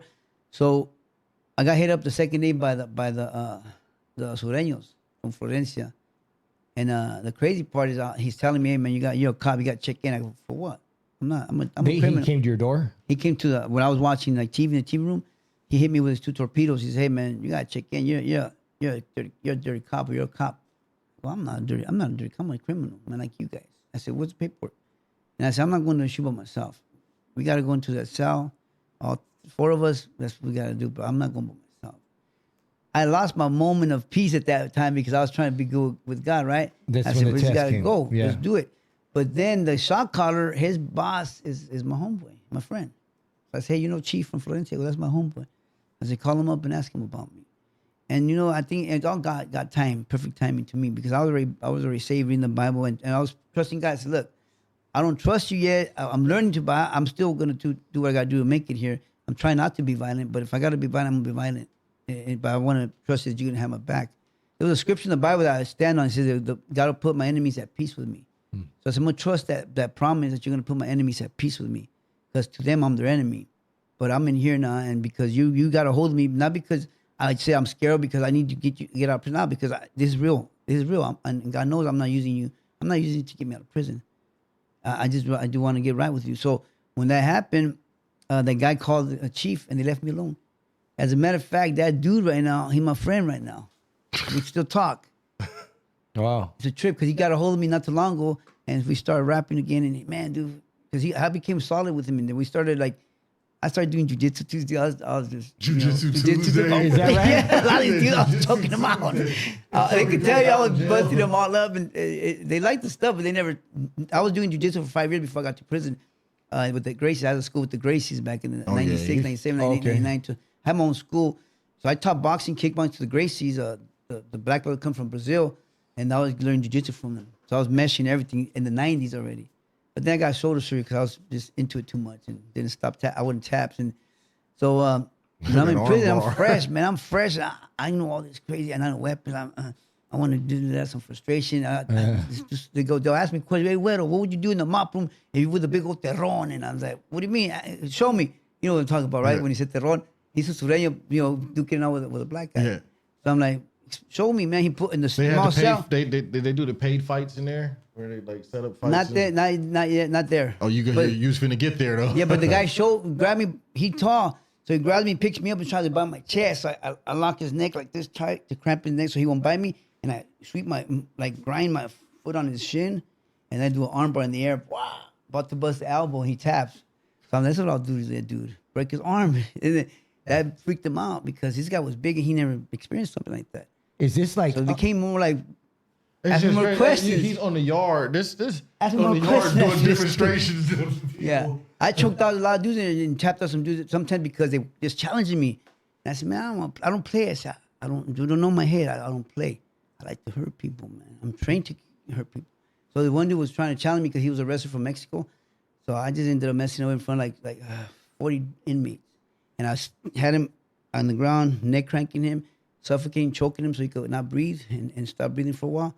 And my 3 guys pulled me off him. I already been Christian for like 2 years, but I lost control because the evil came in. I still had evil inside. Where was this at? Did you do your time? MCC San Diego. All of this, you did all your time there? 2 years in MCC San Diego. Then I got moved to San Bernardino County Jail shoot for 5 years. And then Arizona 2 years, Herlong 2 years, Mendota 2 years, Texas, Oklahoma, Texas, Colorado, and I forget what little jails, Graham County Jail, and then home. 16 Colorado years. is that's dangerous. The ADX yard, but I was already in the camp. I had dropped points. I went to the camp. The Colorado ADX? ADX camp, the camp though. It has like 4 yards. It has the ADX underground. It has a penitentiary and it has a medium, and then it has a camp. Does the camp serve the underground? Yeah, they do. ADX? They do. Did you have contact with them? They at won't all? let me because I had guns in my case. I had violence in my case. So they wouldn't let me go. And I didn't want to go because I already been locked down too long. I was like, I don't want to go down there. Forget that. That's for like the Unabomber. Like, Yeah, that's what all there. Yeah. They'll cook for them. They had a lot of war stories about those dudes down there. So a lot of dudes were just losing the marbles down there. I mean, I can imagine. They'll do some is it damn near what, a mile Pepper underground? spray. They'll get piss in the thing, chili, grind it, and hold it for long, and boom, throw in the seal. It becomes pepper spray. Yeah. They do some crazy things, mess gas people up. them. That Gas sound like the shoe. Yeah, but they had more like total isolation from just they were deep down there. Yeah, it's bad. It was different from just the shoe because I've been in the shoes in different areas and I mean you get used to that. It's more like chill. I chilled in the shoe because I prayed, I studied, relaxed. Breakfast in bed. I said, man, bring my breakfast in bed. You piss off the COs, because I was like, man, you gotta serve me right here. How did they react towards you, knowing your They background? wouldn't bother me. They knew I was out of control. Don't bother me. Leave me And alone. Even the yards, they showed up. I had a red flag on my case because of my violence. Because I was a tactical instructor for the department's tax and self defense. So they know I know a lot of that stuff. And some say like, leave me alone, man. I'm writing my Bible, mind my own business. Right. Yeah. I don't want to go anywhere. I want to stay where I'm at and right with God.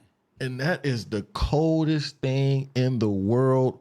Walking with a smile. We get that, but when an officer knows that one of their officers is just gone to the other side, like they get mad. Like you ever seen an officer get walked off the yard after getting booked? Oh, that gotta be bad. For bringing shit in. Yeah. All the officers be mad. Like they done turned one of ours. Yeah. Them motherfuckers, they hate it. They like, you got one of ours. Like, what did they tell you to get you to be on their team? And it's a weird game that they play. Like, Yeah, they got I was in the shoe in San Bernardino County with Turtle and his torpedo from the Nazi lowrider. They had stabbed a dude that forced the guy to give him a blowjob in jail, like a chomo dude in there, and they cut him. Well, they were both the two dudes that the shot caller ordered the hit was there, and the one that did the hit was there too because they were trying to testify against them.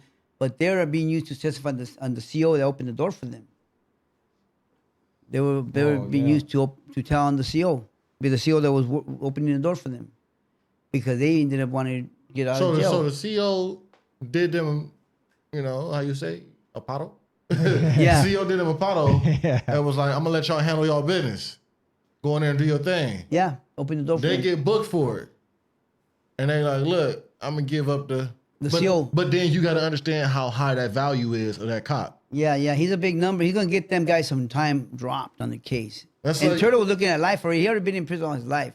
The other shot caller, the torpedo, I don't know how much time he's looking at, but I think at that point in time, whatever caused him to turn, I mean, they basically lost whatever they signed up for too at that moment. Yeah, Because yeah. when you have a guy that signed up for this, lifelong commitment of gangbanging or prison gangster, you sign up for that lifetime commitment. When you decide you want to break away from that, I don't know what's going on in your head, but that was my bad for trusting you, because that's how it works in the system, in the departments too. We trust the wrong people, because I'm thinking you're solid like me. I'm probably the only solid one, and everybody's a bunch of coward snitches. And so why did I even sign up with these guys? I should just did me, because that's what happens to a lot of people. In the cases as gangsters, I had gangsters flipping on each other left and right when I was a gang cop. So to me, it's like there's no loyalty, man. Have you ever had to testify in court against a gang member? Yeah, I did. When I had my informant from 18th Street make a phone call for me, order up some more dope. I booked this dude, so I had to cover for my informant. I told my informant, I'm gonna cover up for you, but stay out of the area because I don't know nothing happened to you, and make sure you don't hide from me. Yeah. The dude don't listen. He gets shot up 8 times. He rolled in his bike in the neighborhood, and they shoot him up 8 times. And it was his own homeboys, because they figured out that it was him that told. But eventually, I had to go testify on the dudes to make it like he wasn't my informant. I got a good buzz because I'm a good cop. Just got a good lucky buzz. I ran into it. Is it true when they say that the cops' ultimate thing at the end of the day, the number one rule is protect the snitch? Not everybody has snitches, but when you have a snitch, you want to protect your snitch. Yeah, because he's putting in the work for you. He's getting you some good stuff. That's for the he's getting you good rest. It's like guns, dope. For some reason in my head, he's getting all that for you. They sound like prostitutes, and the cop is the pimp. Yeah, pretty much. You know what I'm saying? Like, I'll put up on you, man. Get out there and get on that blade and bring me back that. Yeah. But the dude might be able to work too, but a hooker's working a booty, right? But the dude is probably still able to work the streets and double dip. Wow. And if you protect him like that, who don't want that? He's double dipping. Like me, my guy's working for me from the different areas. I give him the dope, go move it, but I'm gonna give you free dope for you. And he's gonna give me work to put down another guy over there. Hey, that guy has a ton of weed, or he got 500 pounds of weed. Hit him. I'm gonna hit him. Give you a couple pounds for you. Thank you for your service, and I'm gonna keep the rest for me. Free money for both of us. We don't care about what happens to that guy. That's his problem. He got to pay that debt to somebody. Whoever he owes it to, that's not my problem. That's his problem. That's the game. I said, you're in this. You signed up for this stuff. This guy got robbed one day, so now he's pissed off. He got robbed of all his dope one day. He had to pay his debt to the cartels. He's pissed off. So he's like, man, I don't care no more. F everybody. So, hey, Ruben, what's up? Hook me up. Give me that call. Boom, just that fast. It's like that. And they backstab each other. So people think, oh, my homeboy's solid.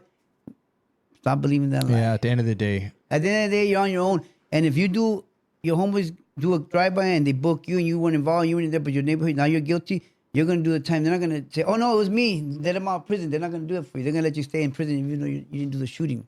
I seen it happen. I was in prison. Man, we just won. Innocent people, man. I know what guys about are your innocent. Cases? After you were convicted, did they double back on those cases at all? Nobody.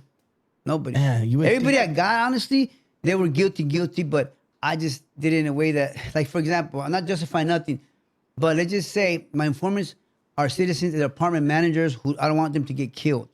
And they're observing for me. They give me everything, and I already know the ins and outs of the operation. They're department managers? Apartment managers from apartments. Regular citizens who are very fearful, but they could trust me. They know I'm going to take care of business for them. They're going to say, look, this is what's going on over here. This is what's happening. And then I do a surveillance myself, and I see it from my own eyes. I say, yeah, he's true. And now I'll go grab the dude, put the dope on him that he has right there, because it's still his dope. But I'm going to say I found it in his pocket after I did surveillance on him. But I'm not going to bring my informant at all, because I'm going to protect them, because they're so I'm still going to book and clean house. I did a surveillance for 30 minutes. I saw the operation myself. And I just without book having everybody. to say, hey, I found the dope here. Yeah. This is my witness. Like building the or case. I'm working it's a easy, unit like point. training day, and I'm undercover like that, because that's like that movie training day. I was in that unit, and I'm working, and all of a sudden, I'm supposed to go buy dope on the block where the MS-13s are selling the dope, but they're gonna recognize me because I'm a gang cop in that same area. I'm not a formal surveillance them for a while, and then I'm gonna tell my black and whites, hey, hit these dudes on the corner right now, the 6 of them. I got them all. I bought dope off all of them. And I didn't buy dope. I just saw them selling dope every day to a bunch of dudes for a whole hour. Wow. So I fabricate, and they don't know because I got dope. They got dope. They don't know they sold to me because they sold to so many people in the corner. I'm on the roof watching them. So I get a radio call, book all the way, I clean the whole apartment. In the back of the car, like, damn. I did sell to that dude. Man. So I show up. Damn, what the substations? Yeah, like how he said he has people that own apartment buildings? Yeah. Remember we was just at the store and I was like, man, I wonder where we sitting outside. I'm like, man, where is these police at? We see the car, but we don't see no police. Oh yeah, we saw that earlier. Like, yeah. I told him, like, man, you got certain liquor stores where the police go chill in the back. It's a substation. Or even apartment, man. Don't let me in the apartment. I'm just chilling with them through the windows, watching the operations through their apartments. I'll sneak in and I put on a penalty, sneak in, they open the door for me. And I, even if I was in uniform or not or undercover, they'll sneak me in. They'll give me keys to the vacant apartments. They were looking out. Hey, so going back to prison, like, what do you think's your biggest lesson or takeaway, or like as far as who you are today? So the truth about it is, thank God, I needed prison, man. I was not gonna stop. I needed to go to prison because either that, I was gonna go on a shootout. I was gonna kill a lot of people until they kill me. And who knows? Maybe I'll get a shot for not be able to pull the trigger. I don't know. Only God knows. But I got arrested on time. So I was on a good one. I needed to go to prison so then I could have time to chill and let God get a hold of me because I wasn't gonna stop. And nothing was gonna stop me, not prison, not people, because I was like in a place where death was not matter to me. It didn't matter about getting killed. It didn't matter who I killed. It didn't matter who you were. If I killed you, I killed you. If you were the biggest guy in the world, I was still. If I want to get you, I'm gonna get you into it because I'm on a suicide mission. That means I don't care if I die. Man. I don't care if I die. But if I want to take many people with me, why not take the big fish? In my head, I was thinking like that in the car. Some of the guys would tell me, hey, Güero, you have a good, the way you dress, the way you look, we could send you to Mexico and give you money, this and that. You could hit people out there, big dudes, and take them out. And you get big money for that because the way you operate, still you're trying to recruit you. Back then. Oh, is that back? In prison too, when I was doing, in certain prison, someone to do hit me up because I'm done with that stuff. Isn't that how a lot of the Zetas, isn't that how a lot of them were recruited? Because they were cops. Some of them were. Some of them were different stuff. Yeah. And I'm in the head that I'm a boss, so I'm nothing. Because I'll kill the boss better so I could be the boss. In my head, I think like that. Damn, he just. And then when I went amazing. to prison, and then I started reading the Bible, and I started thinking, "True, man, God is big. He's real. I'm gonna tap out right here because I'd rather be right with Him. Who cares about the individual? I'm not afraid of nobody else. I'm a God-fearing man. When I got an encounter from God, I felt the power of God, and from that moment on, I said, I want to serve you. I'll serve you right here. But show me who you really are. Show me the real you, the real God of the Bible, and I'm going to serve you. And I started experiencing a lot of stuff that I never thought in my life existed. When I got on the yards, I started experiencing miracles too. I started seeing some powerful things happen in my life. Every yard I hit, I was able to establish myself, do Bible studies. I mean, a lot of stuff in every prison I hit. I started building up my own little Bible studies. Every prison, as an ex-cop, because I was straight up with the shot collars. I'll tell you, I'm an ex-cop, and this is why I'm here. But I'm here to do my thing, my time, my program. I'm a Christian now, and not because I'm hiding behind the Bible, man. I'm real. We've seen some dudes. A lot of people hide behind the Bible, and I know that. So every yard you went to, you did your check-in. I had to do that. This is who I am. This with is my background. With the bicep shot collar, and then after that, I told the Sureños too because I was in some yards that the Sureños wanted me to play softball on the team, but they knew who I was. There was a Sureño team in one yard. They wanted me to pitch for them because I said, I play softball every day out there to kill time. And come on, Güero, pitch for it. I go, no, I got a team already. But that, to me, in my head, I was laughing. I said, man, I'm an ex-rampart crash, dude. And I'm going to be playing softball with a Sureño team. Yeah. That's going to get them in trouble. In my head, that's what I was thinking. I said, man, they're going to get them in trouble. They're not probably carrying that time, but they might want to use it as a boast, too, in their head, right? But I said, I'm not going to do that to them. I wouldn't play in their team. So you put up your respectful boundaries. Yeah, right? I did. Certain things that you just will have to sacrifice, you're just not going to do for the betterment. Yeah, but there was yourself. times I want to hurt somebody in it too, and it was somebody else. And I had to pray a lot because in me, I wanted to do some bad stuff to somebody in there that would trigger me, and I'm like, why taking like shots at you? No, probably talking behind my back about my past or what I did. I said, so mind your own business. I don't like people in my business. I know what I did, but be in your own business. Cause I'm a grown ass man. I don't like all that stuff. So I'm losing control and I'm getting pissed. I said, who's this guy think he is talking about me? I'm already going to my gangster mentality. Like, who does this guy think he is? I'm going to go get him. And in my head, I'm saying, okay, help me out because I'm thinking about hurting this dude. Because he could talk behind my back and now I got to watch my back or start getting ready to do something to somebody because of this big dummy or lying stuff, So I struggle with that in there still. And then the shot caller from the bicycle would talk to me, say, don't sweat it, we got your back. We'll take care of this dude or whatever. And I didn't want it to happen, but at the same time, I want to do something. Yeah. Because I was struggling in my own. Yeah, don't need him. I'll do it for you. I don't need help. And I'll be like, a little bit. Yeah, and I'm like, man, look, man. That to me, people need to mind their own business. I'm my own man. I did what I did But for you me. eventually figured out that prison. I figured out prison how it Everybody's in really everybody's business. is. Yeah, and I figured that out. Everybody I sure nosy did. as There's always hell. somebody And- watching. and- You be talking to your neighbor. Somebody gonna be in that vent listening to your Everybody, Yeah. you figure that out, Yeah. and you realize that man, this is worse than the comadres in the street. And everybody's bored. Everybody's just trying to run up. They want to be whatever they want to be, even if they ain't nothing. They want to make stuff up. What was your day to day like in prison? Like, how did you do your time? Well, the shoe was, you know how the shoe Yeah, program yeah. is. That was one thing, but the yard, I got to get my exercise in, my prayer, my reading, and then do my exercise. Go play sports. If I played either handball, softball, basketball, workout, get a little crew of guys to I could work out with, and do my Bible studies and you know. Where did the dogs cook come food. in? That was in Florence, Colorado. The prison over there.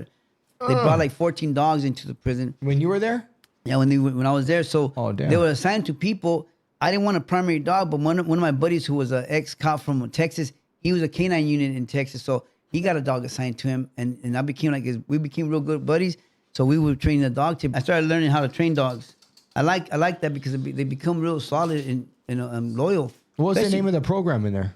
I don't remember the program. That's I how. forgot. That's how I met him in prison. Oh yeah, it was a good program. Through a though. dog training program. And then the program, they take the dogs for service afterwards. Yeah. Which is cool. Oh wow. Yeah, and then we got to do the To make obedience you feel stuff. human again, huh? Yeah, it felt good. Yeah. But I also say, well, I don't want really a dog because I'm gonna get attached. I'm gonna want to keep it. In my head, I'm thinking, Mom, I want to keep this. But it Take it also, home. when you become a trainer, that's one of the abilities that a lot of people don't have when they become, Yeah. outside of the training, is that you have the ability to let go Yeah, all that. for the betterment. So you, You learn how to not get attached to a lot of stuff too. Come here. You can see the little guy. Come here, little guy. Yeah, so How long you had this guy? I put about a few days on it. It's bottom. Hey, look at him. Go outside and play. So basically, I learned a long time ago in prison to detach myself from everything, from the streets, from the world, and from stuff in there, so they can't control me. So the system can't get me when you can't use the phone anymore. So what? I'll write letters. Oh, you can't. So what? I'm doing my time anyway. My time's still counting. You can't get your little radio. Okay, I don't care. Or you can. So what? You don't scare. You're not gonna phase me. You're not gonna bring me. This is temporary for me. I looked at it as temporary. I'm doing my time. Eventually, I'm gonna go home. So don't get attached to stuff in there or out Yeah. here. Like your family is doing parties, that's them. You're in here, do your time. And you learn that stuff. You have to. Or else everything will be messing with you. So sure. I was still solid in one way, but trying to be nice the godly way. You know, like Yeah. I didn't want to be tough anymore, the wrong way, where everything's violence, but I want to be tough in a solid way where I don't call my family, oh, please do this. I stepped in. Everything's good. Because I Were you want to getting visits and stuff like that? I get visits. I didn't want to burden my family because it was Yeah, me. yeah, I yeah. did my time. I did my crime. I said, this is what I did to myself. So I don't make you guys feel guilty. You guys owe me something. Yeah, yeah. Nobody, because to me, it's like, hey, this is what I did to myself. I'm a grown ass man. Take my lumps. This is what I did. So this is what I got to do. But, a lot of people are different. You guys know how it is in there. Everybody's different. Right, you see a lot of, but I used to talk to a lot of dudes in there and give classes and tell them, man, if you don't want to be a victim of the cops or get your act right, man. Don't blame nobody. It's your fault you're in here. They didn't give the snitch on you. You did it yourself for trusting the snitch or trusting your homeboy, whatever the case may be. So in this day and age with the cops, they've been shooting a lot of people. Are you saying crazy. so? You even as a cop are saying that this is like it's wild, like for anything? Do they need more training? Do they need more exposure? They need more training on dealing with people because not everybody's a threat. But there's people that are a threat that you have to deal with. Sometimes you gotta escalate to that level. But I think a lot of times things can be resolved different. But it's individual human being in the uniform. A lot of them need different type of training. They don't have the people skills either. They don't. And I think a lot of it has to do with fear. And with your experience, what do you feel that the department needs to do as far as mental health? They gotta stop ignoring it, pretend it doesn't exist. Every cop starts pretty fresh, but they come home they come to the department with their own upbringing issue. We don't know what they really have before they became cops, but it builds up more when you start seeing the crimes, the murders. It starts numbing you, or some traumas that you see might make you hateful, scared. Different traumas could affect you different ways, but they learn how to self-medicate. So the cops ain't getting help. And they don't want to talk about it because if they do, they're going to probably be taking their guns away from them. Their job is online, so they don't want to lose their job. So they're not going to talk about it, even if they have all those issues going on inside them. And that's what you say you advocate for, right? That's what I advocate for, because I believe that the cops they need help, but they're not going to talk about it because they don't want to lose their job. They really don't want to lose their job. So even if they all have trauma, let's just say 80% of the cops are walking on with some type of unresolved issue from a child death they saw, or a shooting, or anything. They just say that's true. Not one is going to talk about it. Maybe 1 out of 100 is going to talk. One of their friends, oh man, I'm struggling with it. But they don't talk about it. So they don't want to talk about it. The stigma's one, the fear of losing your job, the fear of being labeled, and the fear of being a liability. Those are all real. How was it for you getting out? How was it for you able to, like, what type of jobs did you try to get? How was that? Like with that record, getting out, like nobody for me was crazy because technology was evolved big time. Yeah. But also I had new identity. I had this new identity of I'm not a tough guy. I'm not a violent guy. I'm not this guy no more. I'm a Christian. I'm representing God now. How do I represent God without being fake or without overdoing it? Because I don't want to push that on nobody. I just want to be me, so I could not go backwards. I want to stay out. I want to stay out of prison. So now I want to I thought I was going to go out and build a ministry right away, like the cop ministry. And that was your goal coming out? Yeah, and within the force. Well, within the force, I thought I'm gonna go back to them and talk to them about PTSD or mental health, but also build a program for people that are getting out of prison. And because I saw the halfway house, they jack you up more. They want you to go back. The halfway house. Yeah. So then the other one was I want to build a prevention house. intervention program for gang stuff for kids. Did you go to the federal halfway house? Yeah, I did. Was it with Geo or who? That was in Ruben Palomares in Riverside. I was living the Ruben Palomares house in Ontario first. Yeah, when I first got. It was a big ass house. They had some bad programs. So in my head, I thought I'm gonna build some program when I get out, some gang program, prevention, intervention stuff, and my cop stuff. So I had a bunch of ideas, and I started making phone calls, reaching out to people that had programs. But I'm saying, hey, I have background. I studied a lot, I studied a lot in the shoe. It's hard, huh? I studied a lot, dude. Once you got out here, it's hard trying to get your foot in the door with. Well, because you're still like shell shocked. You know what I mean? You're still going back to like, damn, all this stuff I've been through. And little by little, I gotta like transition. I didn't transition well right away because I ended up marrying somebody that we just became enemies, and I ended up divorcing her. But she waited for me 9 years. So I thought. Oh, you were with her inside? Yeah. Well, she was someone I knew before I went to prison when I was a cop. Oh, okay. So when she reached out to me, I was in there. I was already in like 8 years, and she ended up waiting for me the 9 years I had left. So I thought we were gonna be good. It turned out to be a war zone because she became more like a CO warden, probation officer on me, like too controlling that I couldn't take it, and it was just getting ugly. So, and both Christians thinking we're gonna be good. God, it was out the window. And I said, I can't be here. And once I got kicked out of the house, I then went back and got divorced. But then I started transitioning after that. Because I still wasn't transitioning with her because it was more like she was just trying to get me to mess up. She was triggering me, trying to trigger me. I got to the point where I said, it's not even me, it's her problem. I'm not going to let her trigger me no more. And I just started having this peace. But I knew that being around her, it wasn't good.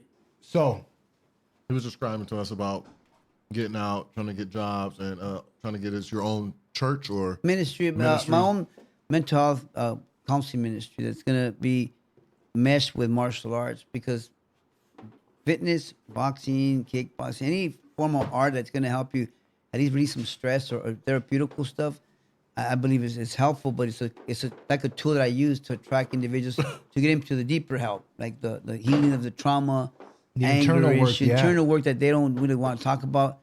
That's how we start. That's how the approach I take, and so I'm building a program like that. And I'm at the gym where I train. It's Elite Pro Boxing, and the guy there, the owner, Steve, he lets me pretty much run my own program there. I work with people on the fitness level, and then also if they need help, get them on one-on-one. Personal trainer or? I'm a personal trainer. I do one-on-ones. I do group certified? training. Certified? Yeah, certified. I got my background in fitness, boxing, kickboxing, jiu. I got my experience in all that. I got black person have kilo. And are you involved with a nonprofit?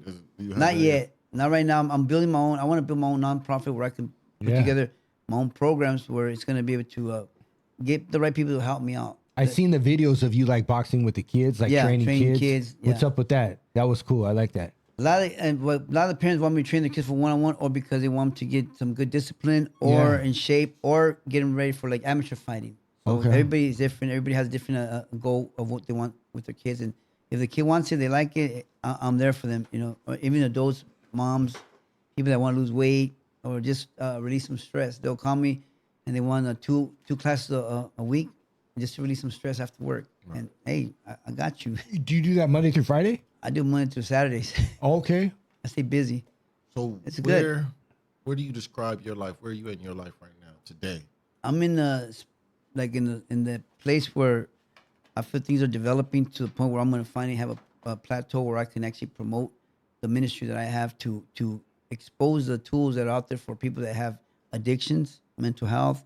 I mean, yeah, it's been talked about a lot now, but there's not a lot like heavy duty effective programs. There's not. I worked for this one program in San Diego with 20 patients, drug program, mental health program, and a lot of them complain that the psychologist gives them pills. And I said, well, to me, personally, I said, what I've been through, because I had PTSD, I had a lot of messed up issues that wasn't going to get cleared up by any pill, by any talking to somebody. I need some deep supernatural power from God. And to me, learning how to forgive people, teaching them the right tools to start peeling layer after layer, going to the root of your problems. You're a 30-year-old person that's got a lot of triggers, and when you're 5 years old, you probably got beat up, molested. Something happened to that person. So I deal with the root of stuff, that the stuff they've been running from or hiding, or trying to avoid. So that's how I hit it with that approach. And I've seen a lot of people get healed and recovered. But I do prayer with them. I do prayers. I do a lot of stuff. I take the scripture. I read the Bible with them. There's a lot of stuff that people don't understand. There's a lot of. When I was a cop, I understood the power, authority. I understood that. But when I started reading the Bible, my face started getting in the truth about God, Jesus. I started seeing stuff that I never thought, imagined, because I became an atheist when I was a cop. I really did. I didn't believe in God no more. I said, man, there's no God. I'm God. This is my God. My 45. I handle business. Either he's there, he's too busy. Well, everything I see, there's no God. So when I started experiencing the real hand of God in my life, I realized there's a real divine power that can transform a man like me, or a crazy guy from the end, or some guy that I know from a deep background that was vicious, that nothing can change him. He got hit by the power of God. So I seen it in prison. So I mean, that's how I operate now. That's dope. I mean, that's like it makes me feel good. That's like a peaceful end to like so much chaos. Like when I hear your story, like I remember for so many years I was operating out of just straight desperation, just clinging, just trying to make it past the moment. So, man, I had peace in prison. I had a lot of people. I walked yeah, a lot of people look at me. Same here. Smiling, dude. So they even want to work out in my group. They'll come to me to work out, and they just want to know why I'm always smiling. And they found out, and they're my buddies still right now. They're out and doing good, and we became good buddies in there because they didn't understand why I'm free in here, have peace. When I was out, I had everything that people want: money, house, family, everything. And career, gyms. I had gyms, not just one. I was building my own gym with the Gracies and other people, and I didn't have no peace. I was angry. I was still bitter. I still hated the whole wide world. I hated everybody. I just didn't want to be around people. I was antisocial. I wanted to put bullets in people. I didn't care. It didn't matter. So I was out of control. What good is it to gain the world? Yeah. Just to lose yourself in the process. Yep. You know? Reality, people don't want to understand that sometimes you're chasing stuff that not even going to make you happy. Yeah. You're chasing the wrong stuff. You're thinking that money is going to make you happy, or the position. It's good to have the money. You need the money for everything in your life, but it can't be running your life, or this can't be running your life. Everything that you think is going to make you happy is not. Yeah. And man, Ruben, like, we thank you for coming, man. This is like I'll never forget. Like, this is one of them moments. Like, after so many years, like all this life under our belt, like at the end of, wow, like just countless decades and decades in prison and street wars, like that we've been through on both sides. Like at the end, to sit back and reflect, like with wisdom and hindsight, and like from a place of peace. Wow, man. Doing the right thing now. This was a great moment. How can people reach you? Can they Instagram, Facebook? I'm on Instagram. It's Palomares 8833. What Facebook, else? Instagram. Facebook. I'm We'll put a link up in there Palomares. for you. Yeah, we thank you, man. We thank you. Yeah, thank you guys. Appreciate it. All right. All right, he want me to close out. So Give us one of those dynamic, game-winning shots, 50-yard throws. Game-winning shot. So, insight. If you go to the parole board, one of the biggest things that you have to have is insight. Remorse. When you go to the parole board, second biggest thing you have to have is remorse. The ability to be accountable for your actions. You can't go in there and half-step. You have to be wholeheartedly in it. But for people who don't have to go to the parole board, what is that? That is what he's done. He full-fledged, like, all right, I did it. This is what's going on. And the man that did more gangster stuff than a lot of gangsters I know.